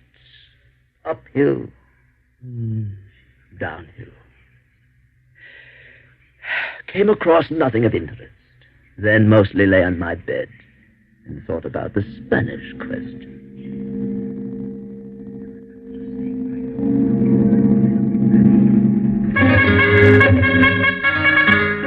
Year 2000, April 43. This is a day of great jubilation. Spain has a king. They found him? I am the king. Oh, no. I discovered it today. It all came to me in a flash. It's incredible ever to have imagined being a civil service clerk. How could such a crazy idea ever have entered my head? You would thank God no one thought of slapping you into a lunatic asylum. Well, now I see everything clearly. But what was happening before? Things loomed at me out of the fog. But now... Wouldn't you say that all troubles stem from the misconception that human brains are located in the head? Yes. Well, they're not. Human brains are blown in by the winds from somewhere around the Caspian Sea. Keep away, you're mad. Martha was the first to whom I revealed my identity. When she heard I was the King of Spain, she flung up her hands, almost died in terror. Silly woman, she'd never seen a King of Spain before. Oh, calm yourself, Martha, calm yourself. I can assure you of my royal favor. Come now, bygones are bygones. The masses are so ignorant. True. She's probably frightened because she thinks that all kings of Spain are like Philip II. Martha, I'm not at all like Philip II. Oh, the hell with it. Right, the hell with it. I didn't go to the office. I'll never go there again. I'll never again copy those dreadful documents. October 86. Between day and night. Today the divisional chief sent someone to make you go to the office. Yes. You went? Well, just for the laugh. The divisional chief expected you to come apologizing to him for not being there for 3 weeks. Yes. Did you apologize? I did not. I looked at him with indifference. And what did you think as you sat in your usual place and looked around at all these scribbling rabble? I thought that if only they knew who was sitting there among them. What a fuss they make. They gave you some papers to abstract. Did you do the work? I didn't even stir. And when the director came in, what did the rest do? They jumped up trying to be noticed. Did you jump up? Never. Who says I should get up for him? He's an old cork. Just a cork, the kind they used to stop up a bottle. That's all he is. But the funniest thing of all was what?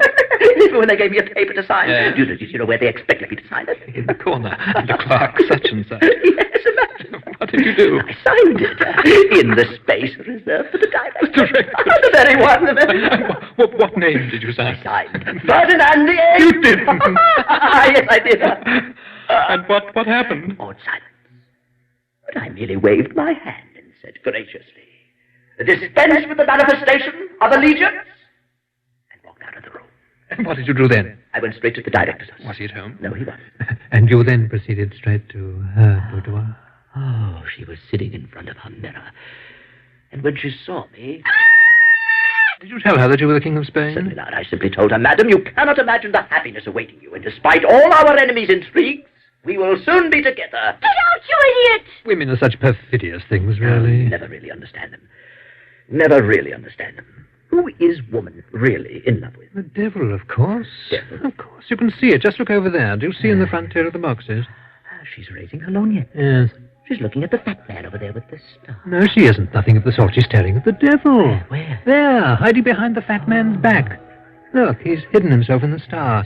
And he's beckoning to her with his finger. She'll marry him, too? Of course she will. And as for the rest of them, bootlickers. You know what they all really want? Annuities. Annuities and more annuities. You know, some patriots, they'd sell their mother and father and their God for money. The strutting betrayers of Christ. And all this crazy ambition, this vanity. You know where it comes from? The little bubble under the tongue. Of course it is. A tiny worm, about the size of a pinhead in it. I think it's all the work of a barber on peace. Of course it is. I don't remember his name. You know who the moving force behind all that is? The Sultan of Turkey. Of course it is. I bet he pays the barber to spread Mohammedanism all over the world. Of course he does. They say that in France already the majority of the people have embraced the Mohammedan faith. Of course they have.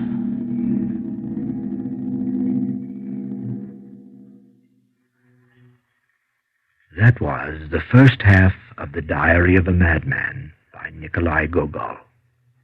Adapted and produced at Pacifica Radio in 1963 by Eric Bauersfeld. You heard him as the madman, with Bernard Mays as the alter ego. The women and dogs in their life were played by Pat Franklin. Music was arranged by Charles Shear, with technical production by John Whiting. Special production for this series was by Jim McKee. On our next visit, we will hear what happens to our madman as he falls ever deeper into his delusions. Well, that's all for now. Come and visit our archives again for another tale from the shadows. Real soon.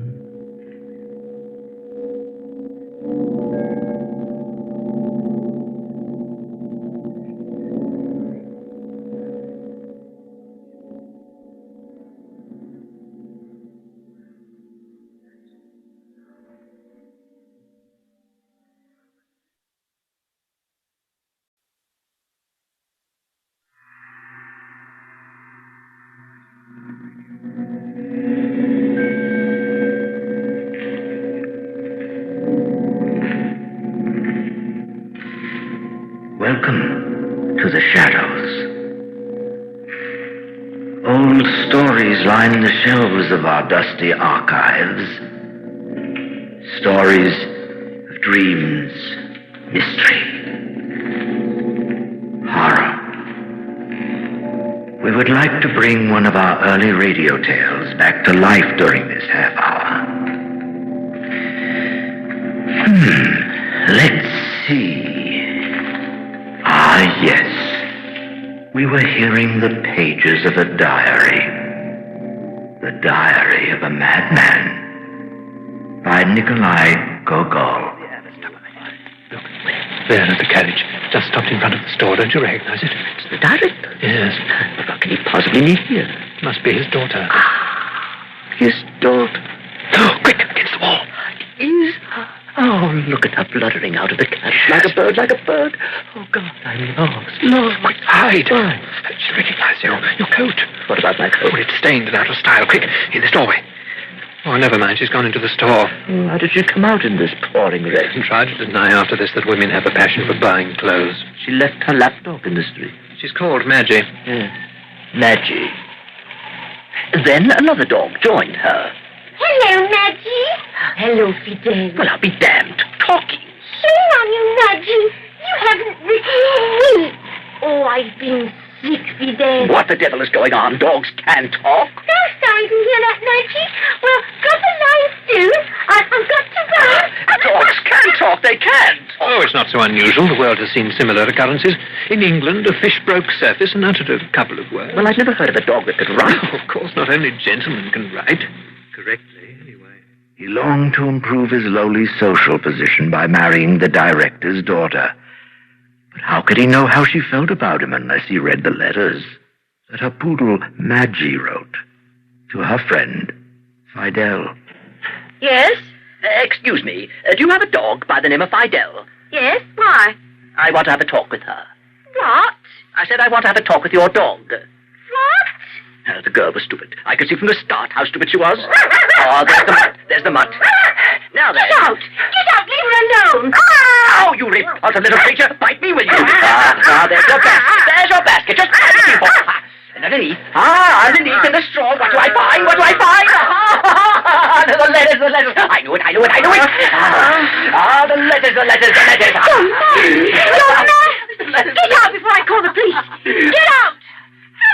But the letters leave little hope. There's a rival army officer. Then a better opportunity arises for advancement.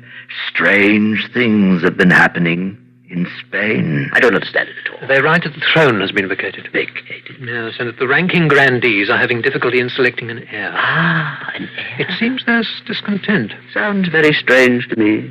How can a throne be empty? They say that some Donya may accede. Donya? It's absolutely impossible. Of course it's impossible. A Donya can't accede to a throne. A king should sit on a throne. Of course, a king should sit on a throne.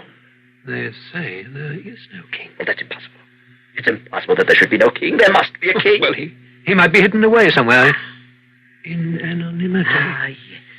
It's even possible that he's around here, being forced to remain in hiding because of family reasons, or for fear of some neighboring country.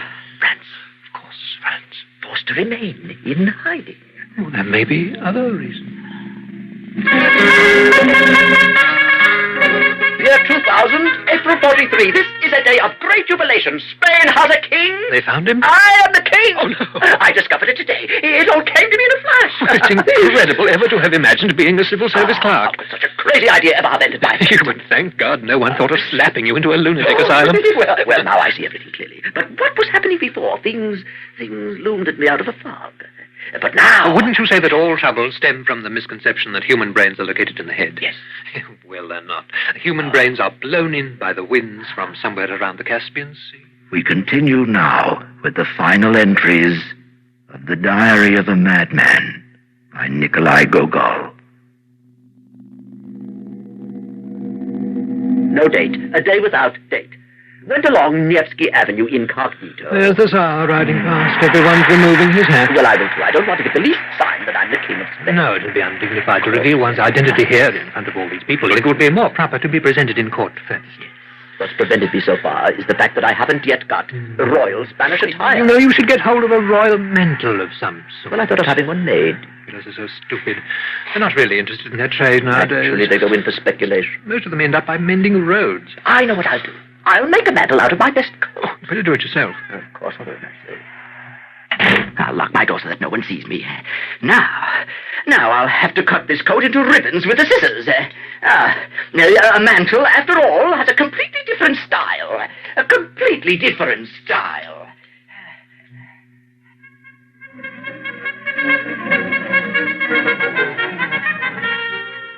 Can't remember the day, nor the month.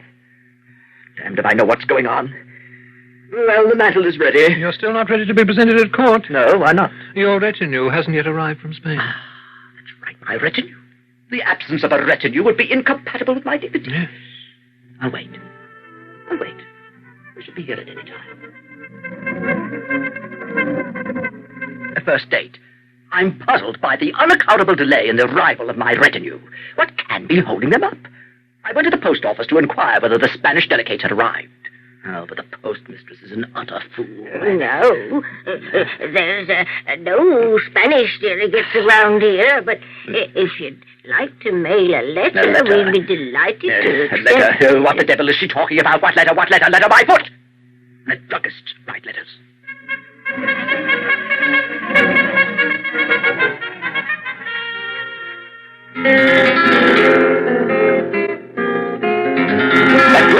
That Bruarius the 13th. So I'm in Spain. It all happened so quickly that I hardly had time to realize it. This morning, the Spanish delegation arrived for me, and we all got into a carriage. It is bewildering how fast we went. We went so fast that within half an hour, we reached the Spanish border. When I entered the first room, I saw a multitude of people with shaven heads.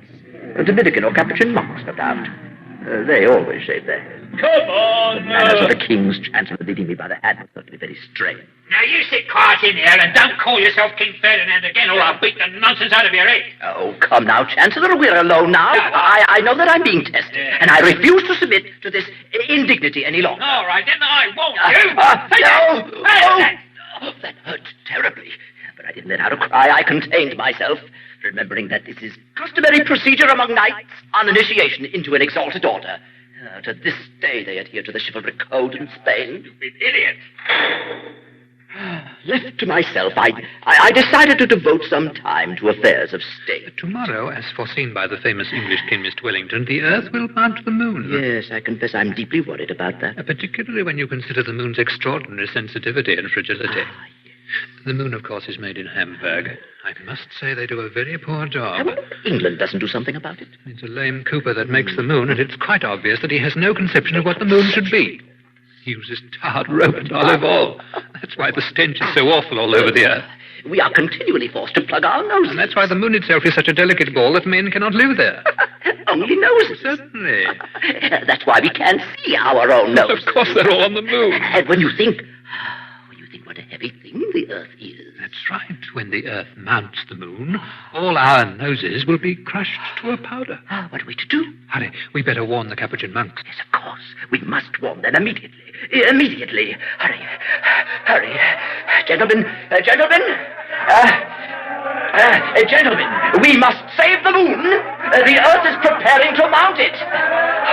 The Capuchin monks were admirable. They rushed at once to execute my royal wish. Many of them tried to climb the wall to reach the moon in time. But at that moment, the Grand Chancellor entered. Everyone scattered. I, being the king, remained alone.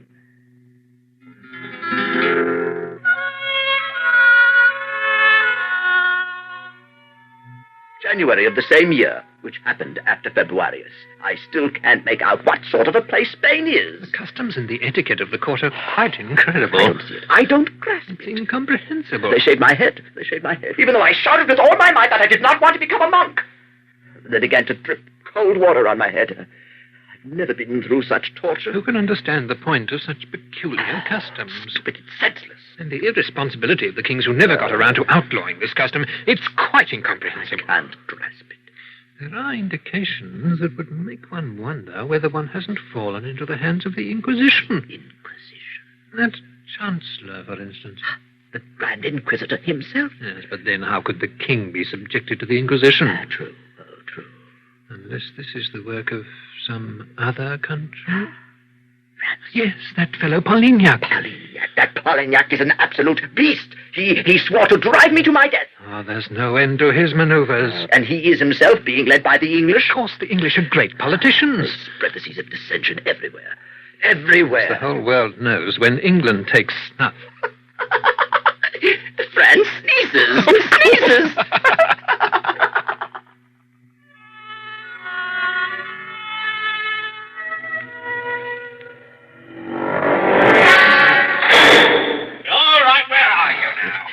The Grand Inquisitor entered my room. I heard him approaching, and I hid under the chair. Where are you idiot? I remained silent. He couldn't see me. Ferdinand VIII.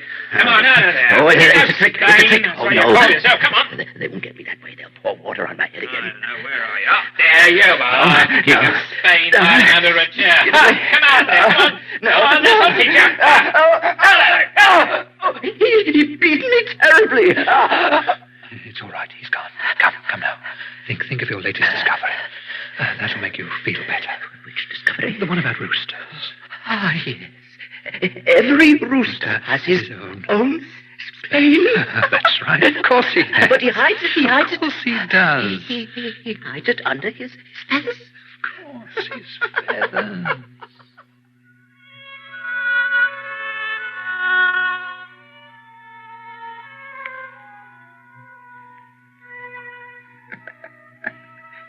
Day 34. Month. Year. Awurabeth. 3, 4, 9. 9. No, I have no strength left. I can't stand anymore. Oh, God, what they're doing to me. They pour cold water on my head. They don't listen to me. They don't hear me. They don't see me. What have I done to them? Why do they torture me so? What do they want from me? What can I give them? I haven't anything to give. I have no strength.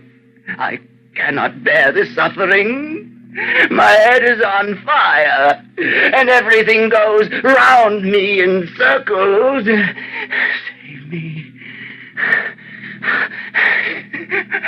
Save me. Save me. Take me away from here. Give me a carriage. Give me a carriage with horses swift as wind. Ah, yes. Drive on, coachman. Let the harness bells ring. Soar up, my horses. Carry me away from this world. Farther, where I will see nothing.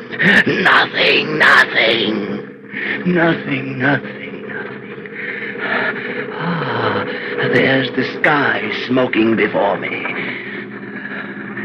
star twinkles far away. The forest rushes past me with its dark trees and the crescent moon. The violet bark is a carpet underneath me. Oh, I hear something through the fog. On the one side, the sea. On the other, Italy. Russian huts. Russian huts. Maybe that's my house over there, looking blue in the distance. Oh, and isn't that my mother sitting by the window?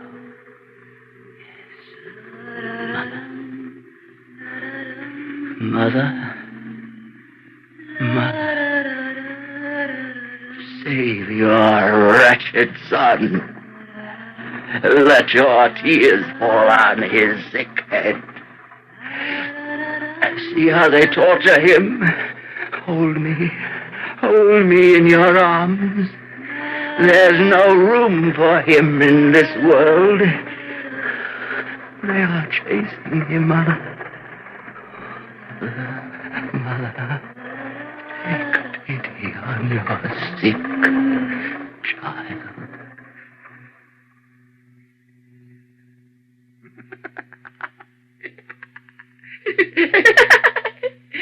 And by the way, have you heard that the Day of Algiers has a wart? A wart! Right under his nose. Right under his nose.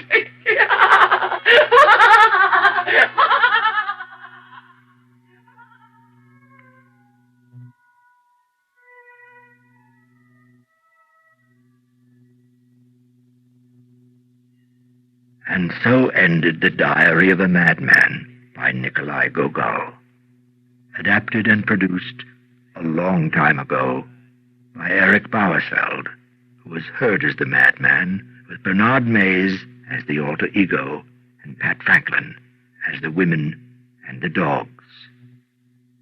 Music was arranged by Charles Shear, with technical production by John Whiting. Well, we have a little time left on this half hour. Over here is a shelf marked The End of the World. I think we'll have time enough for that.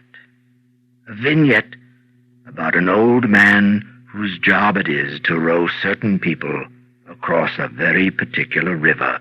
His name is Charon, and his final crossing is related to us by Lord Dunsany.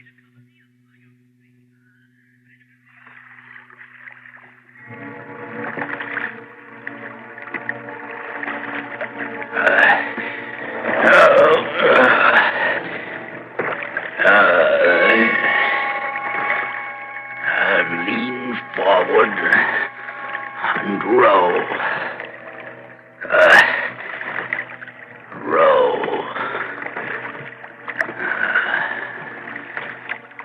All things are one in my weariness. Weariness not of years, not of centuries, but of wide floods of time, eons, eons.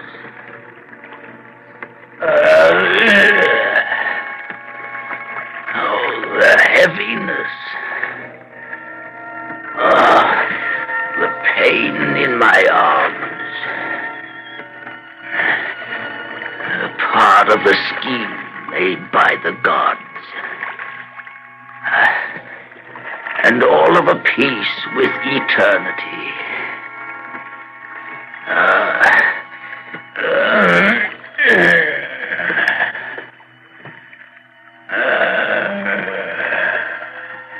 Charon leaned forward and rowed. If the gods had sent him a country wind, it would have divided all time in his memory into two equal slabs. So gray were all things always where he was, that if any radiance lingered a moment among the dead, on the face of such a queen perhaps as Cleopatra, his eyes could not have perceived it. All things one with my weariness.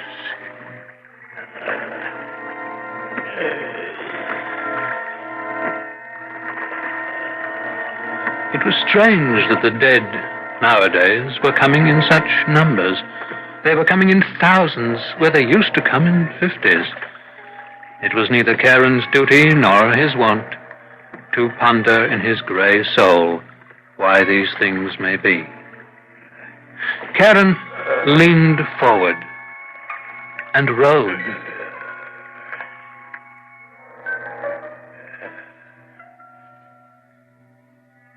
Then no one came for a while.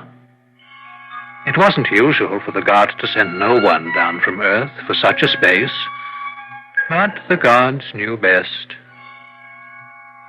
One man finally came, alone. The ghost sat shivering on a lonely bench, and the great boat pushed off.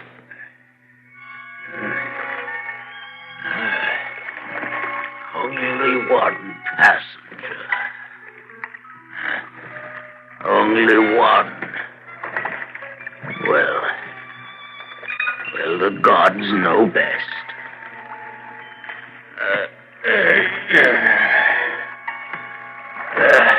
The gods know best. And the great and weary Charon rode on and on beside his passenger. The sound of the river was like a mighty sigh that grief in the beginning had sighed among her sisters, and that couldn't die like the echoes of human sorrow failing on earthly hills, but was as old as time and the pain in Charon's arms. Then the boat from the slow grey river loomed up to the coast of Dis, and the silent ghost, still shivering, stepped ashore, and Charon turned the boat to go wearily back to the world.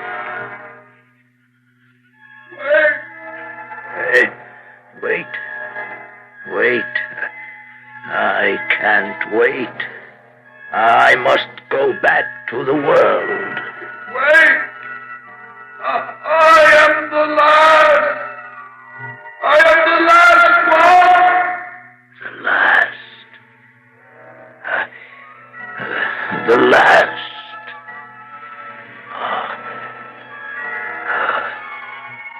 The last.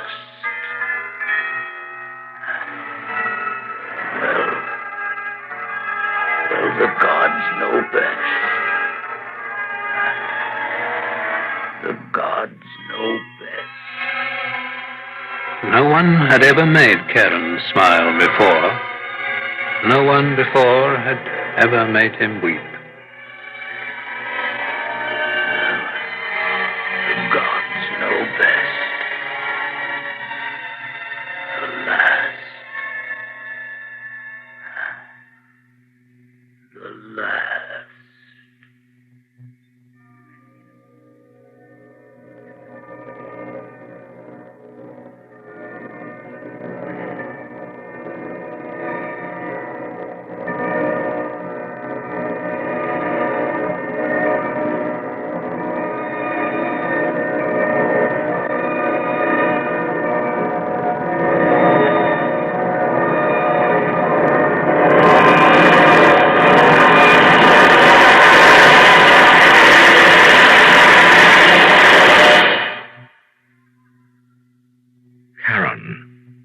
Dunsany.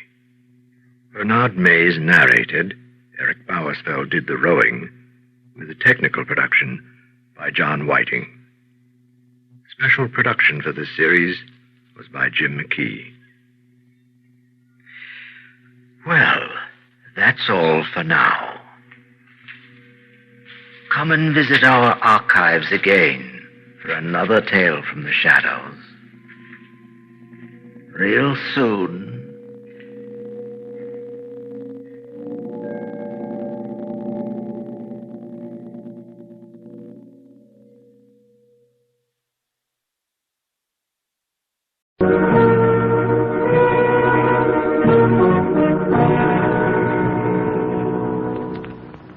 Unsolved Mysteries.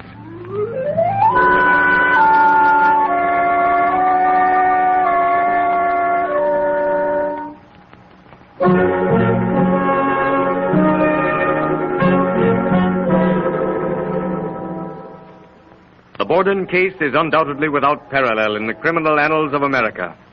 It is perhaps the most puzzling murder which has occurred anywhere in the whole world. The perpetrator of this double murder was saved from the gallows by a most extraordinary chain of circumstances. Circumstances which perhaps would not recur in 1,000 years.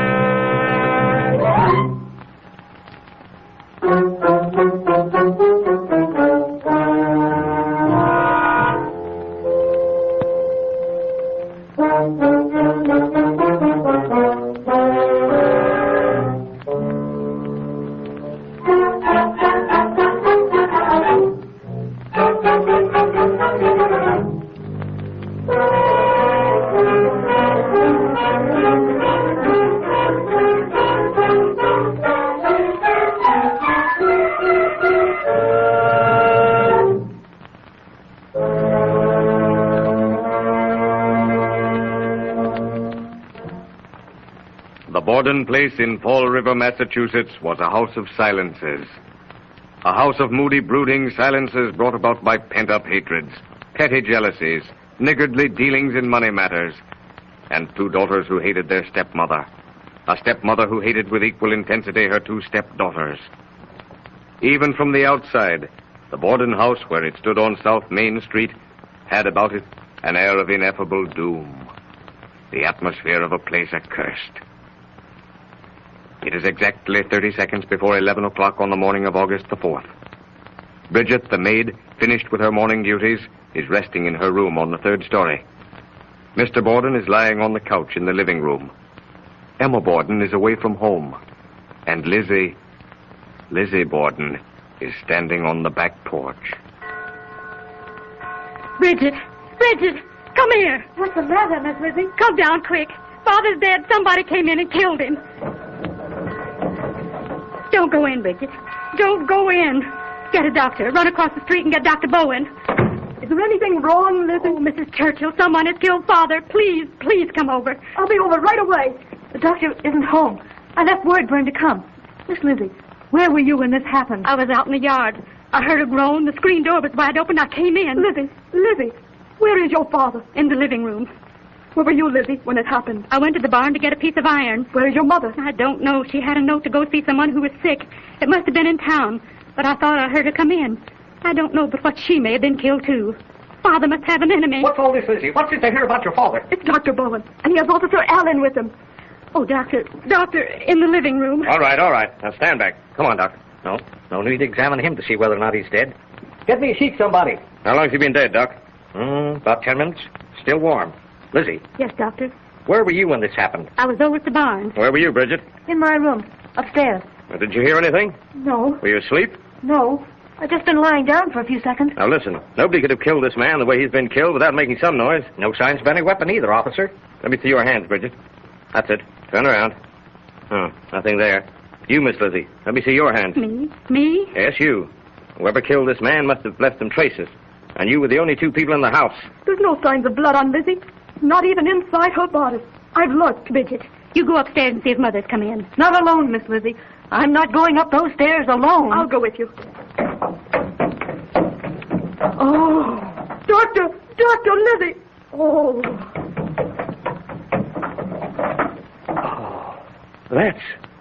That's Mrs. Borden? Yes. I knew something like this would happen. What? Why? I just did. That's all. Alan. Yes, Doctor? She's Mrs. Borden's been dead anywhere from 1 hour to 2 hours. And he's been dead only a few minutes. Yes. Well, every one of you stay where you are. I'm going to search for the weapon. But neither Officer Allen nor any other of the many members of the police force ever found the weapon. Mrs. Churchill, from her window across the driveway, saw no one enter or leave the house.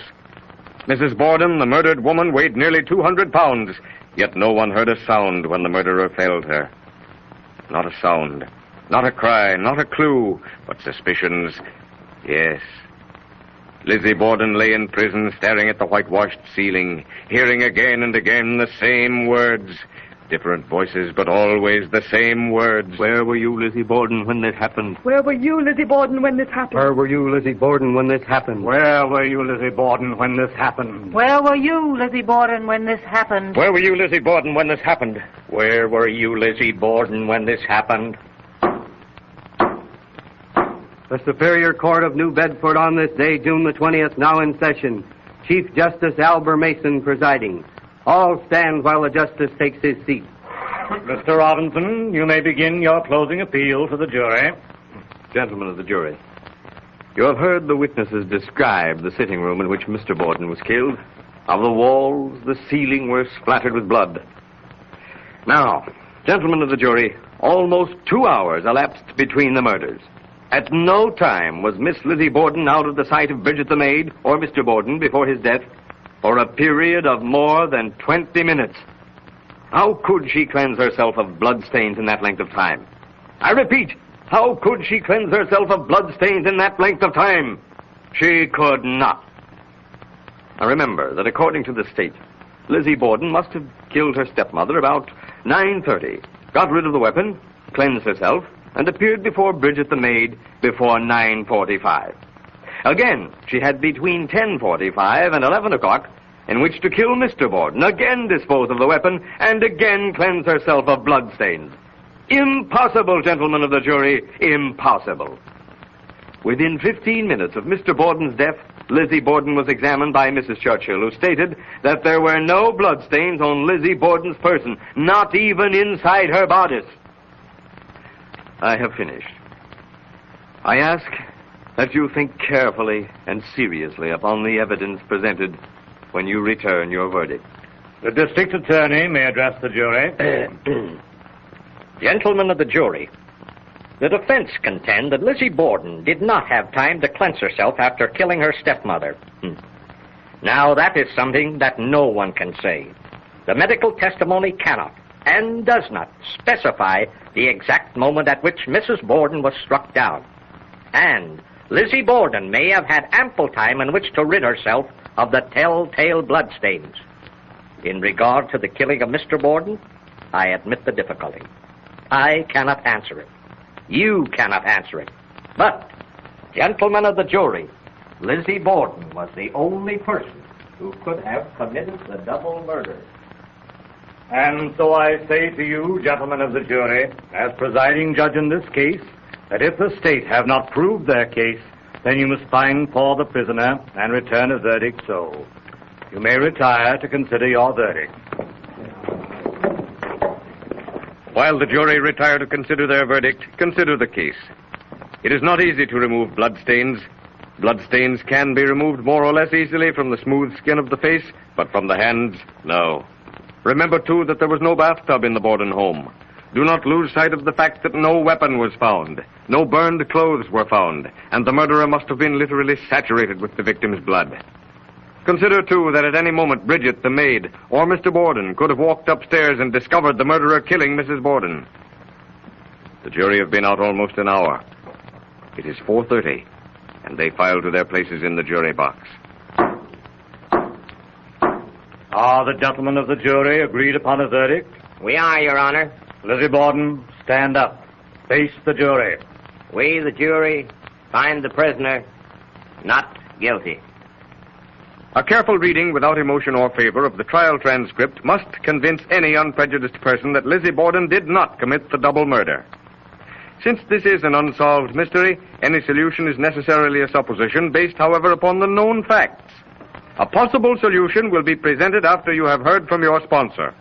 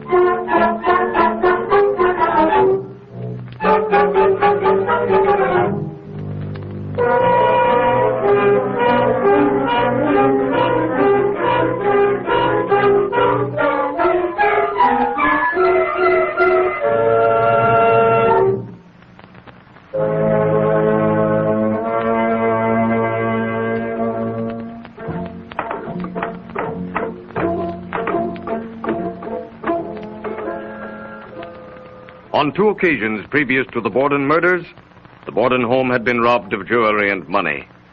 Stray tramps had probably perpetrated the robberies, and remember that these gentlemen of the highway leave secret markings on walls and houses informing their brothers of the road that these houses are easy to rob, or perhaps a mark that tells that the householder is kindly and that food will be forthcoming. It is the morning of the murder. Lizzie. Lizzie? Yes, Mother? I'm going to town to visit a friend who isn't feeling well. Now, Mother? I'm going to my room to dress first. Have Bridget wash the windows. Yes, Mother. Bridget? Oh, Bridget? Yes, Miss Lizzie? I'm going to do some ironing. Will you wash the windows? Yes, Miss Lizzie. I've got the water and everything ready now. I'm going right outside. Both for the irons won't be hot for quite a spell. I'll go to the barn and get the lead to make these sinkers for my fishing line. A tramp hidden in the basement since early morning makes his way into the house. This is his opportunity for petty theft. The house is empty, he thinks. In the upper room, he comes face to face with Mrs. Borden. He silences her unuttered cry with a blow. Panic seizes him and he turns to flee. Escape is impossible. Lizzie Borden has returned from the barn, and tremblingly the murderer hides in the same room where his victim lies dead. Here's your father, Miss Lizzie. I'm going up to my room for a few minutes. Very well, Bridget. Oh, hello, Father. Oh, hello, Lizzie. Any mail for me, Father? No, not a thing, Lizzie. I'm tired. I think I'll lie down for a bit on the sofa. All right. I'm going out to the barn for a piece of iron. The murderer, still hidden in the upper room, hears the door slam. He creeps downstairs to the living room, sees Mr. Borden on the sofa, and thinking he's asleep, tries to creep past him. Borden looks up, sees the blood-stained figure, but like Mrs. Borden, he is silenced with a blow before he can say a word. The back door creaks. Lizzie is returning. In a moment, the hue and cry will be raised. The murderer's only chance is to hide in the basement and wait for an opportune moment to escape. And so Fall River had an unsolved mystery. For the police, despite a statement that a murderer could have entered the house through the basement, didn't even look in the basement till the next day. And the murderer had, of course, made his escape in the dark of the previous night.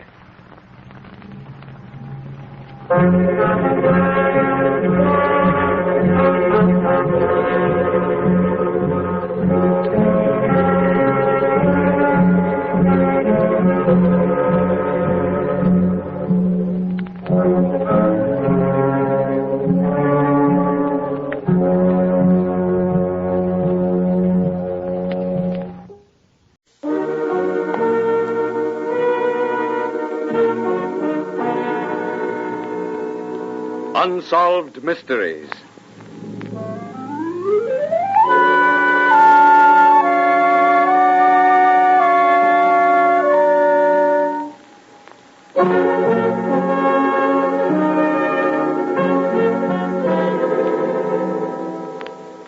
Out of deference to people who may still be living, character names in some of these unsolved mysteries have been changed.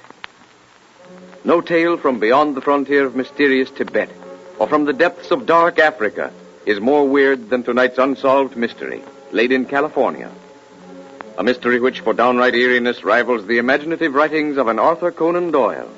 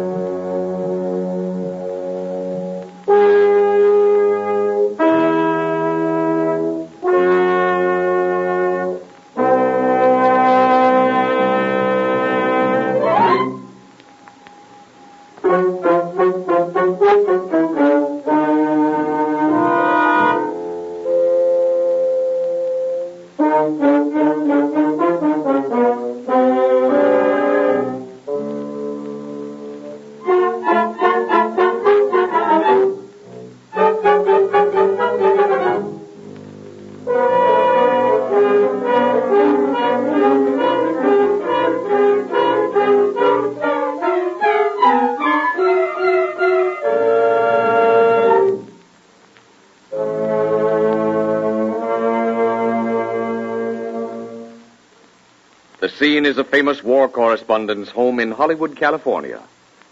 A group of guests, seated comfortably on the wide veranda, watch the twinkling lights of the film colony.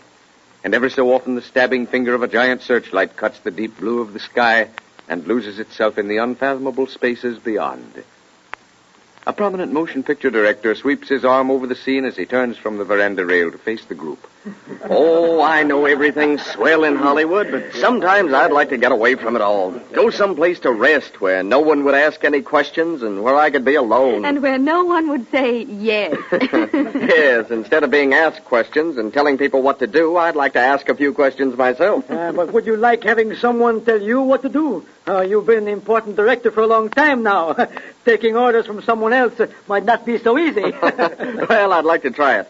Yeah, it's getting late. I guess we ought to be letting you get to bed, Bill. Oh, don't mind me. After all, I can get up when I like. I don't have to be on the lot at dawn. But we really ought to be going. Come on, Bob. I'll get you a wrap. Wait behind a minute when the others are gone, Val. Righto. Good night, Bill. As always, we've had a swell time. Good night. Good night, Bill. Good night, Val. Sit down, Val. Oh, why so serious, Bill? I want to talk to you. Yes? Listen, old man, if you don't let up, you're going to crack. You can't go on the way you've been doing, working almost night and day, turning out super colossal. Oh, I'm not being sarcastic. Everybody knows that you're the director. But even genius must have a rest. Yes, Bill, you're right, but Wait. You said a few moments ago that you'd like to go somewhere where you'd do the questioning, where you'd be ordered about. And I mean it. I wasn't just talking. Well, I'll tell you where to go, but you must make me a promise. Yes? I'll promise. When I've told you, you must go. And you must go with no idea of personal profit or gain. No idea of using what you may find for picture material. Else, I don't know what might happen to you. I promise. Several years ago, I read a book called A Dweller on Two Planets. The man who did the physical writing claimed that one whom he called the master stood by his shoulder and dictated the entire book. I checked into the thing and found that the author was only a young boy at the time the work was done. He would have hardly had the necessary experience to write such a book. So I investigated further. I've read the book, written by Philos. Yes. Well, I also saw an article printed in a prominent metropolitan daily.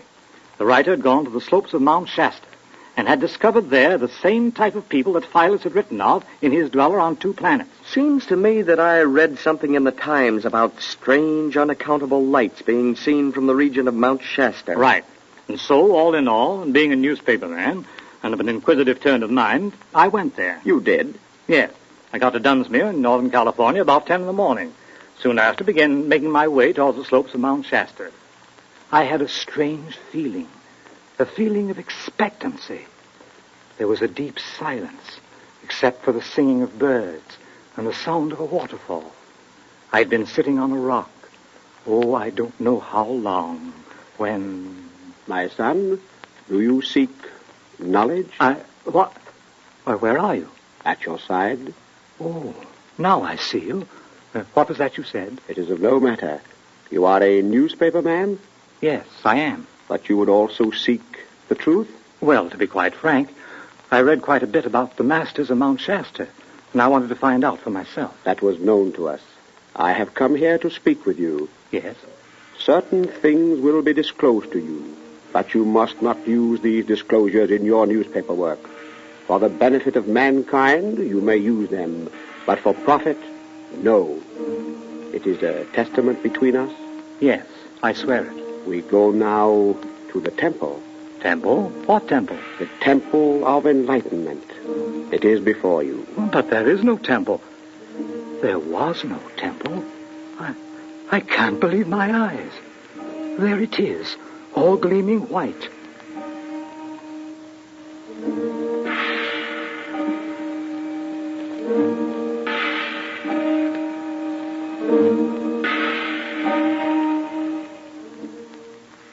Come, my son. My son, many things cannot be explained. You would have to stay among us for many years. But at least tell me this. Who are you, and where did you come from? We have been here always. But why don't other people see you? Other people do see us, my son. The visitors, the vacationists to the mountain see us. But to each is disclosed only what he wishes to see. To the tourist looking for the barefoot hermit, I am the barefoot hermit.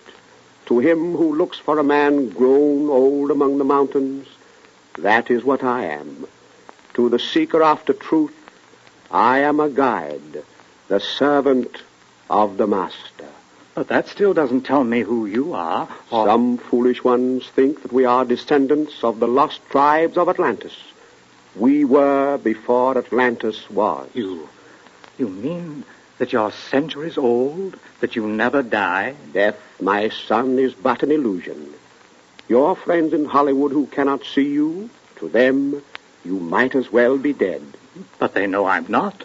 They know I'm away on a trip. And should you decide to forsake the world and stay with us, what then would your friends think? They'd think, well, that I'd suffered a lapse of memory or something. And should the years pass and still you did not return, they would then think you dead. But you would not be. You would be with us. I see what you mean. Things are comparative, aren't they? Yesterday, today, tomorrow, they are one in infinity. In the great scheme of things, they are not separable. Look, if you would understand more clearly, look in the pool. In the pool? Yes, at your feet. Well, I'll be. My house. And Val sitting there on the veranda. He's talking to someone. But there's no one there. He is talking to you, my son. But I'm here. But he believes that you are there. Oh, I see now. Yes, I'm there. And the friends of the other evening, the night I made up my mind to come here. But a bare moon pass. If you can do that, let me see into the future. No, my son. I'm not afraid. No, I have spoken. Come, there is much to see.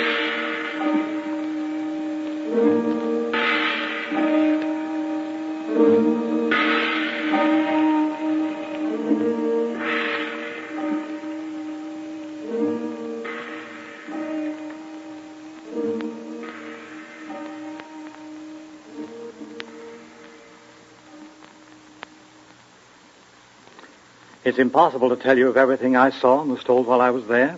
Time meant nothing. What I'd left behind me in Hollywood meant nothing.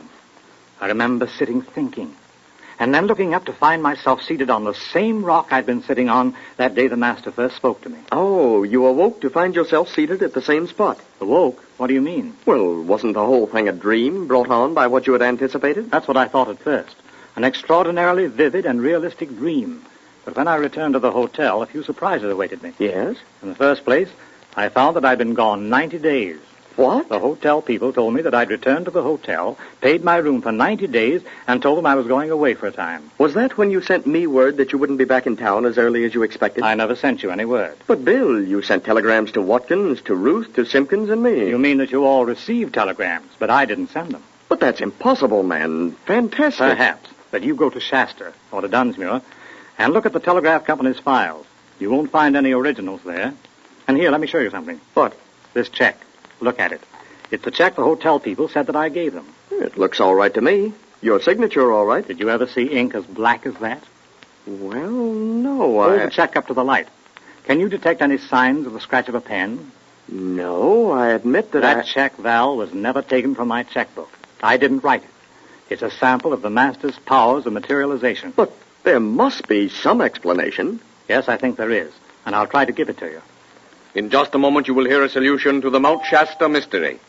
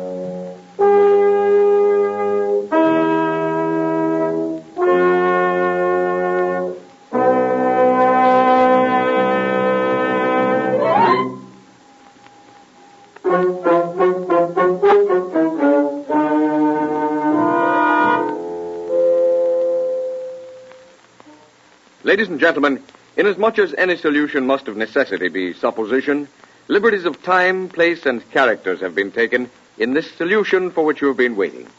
Well, Bill, what about that explanation? In the first place, do you think it's possible to think of the impossible? Let me see if I follow you. can I imagine the impossible? No, I don't believe I can. The very fact that I can think of something makes that something possible. If you believe in the power of mind over matter... Well, as far as I'm concerned, mind is all-powerful. Now let's look at biology for an instant. Every so often, a specimen is found that is a definite link between some animal alive today and some other animal that's been extinct for centuries. I see your drift. You mean that these people are a link between us and some long-dead people who possess powers we don't know how to use? Yes. If you read Colonel Churchward's book on Mu, you will find logical arguments in favor of the theory that the Lemurians migrated to the North American continent. And that some of them landed to the south and became the ancient Mayas. Right. And the ancient Mayas certainly had something that we don't possess, as did the ancient Egyptians. Yes, we're all too inclined to think of America as a land inhabited by nothing but warlike Indians before it was settled. Only the other day, a skeleton was found near the La Brea pits in Los Angeles, and scientists are agreed that it's not less than 15,000 years old. So isn't it possible that descendants of these ancient peoples still live in isolated parts of the country? And not liking our modern civilization, they simply withdraw from it? That's it. After my experience, you can hardly blame me for believing that a strange people do live on the slopes of Mount Shasta.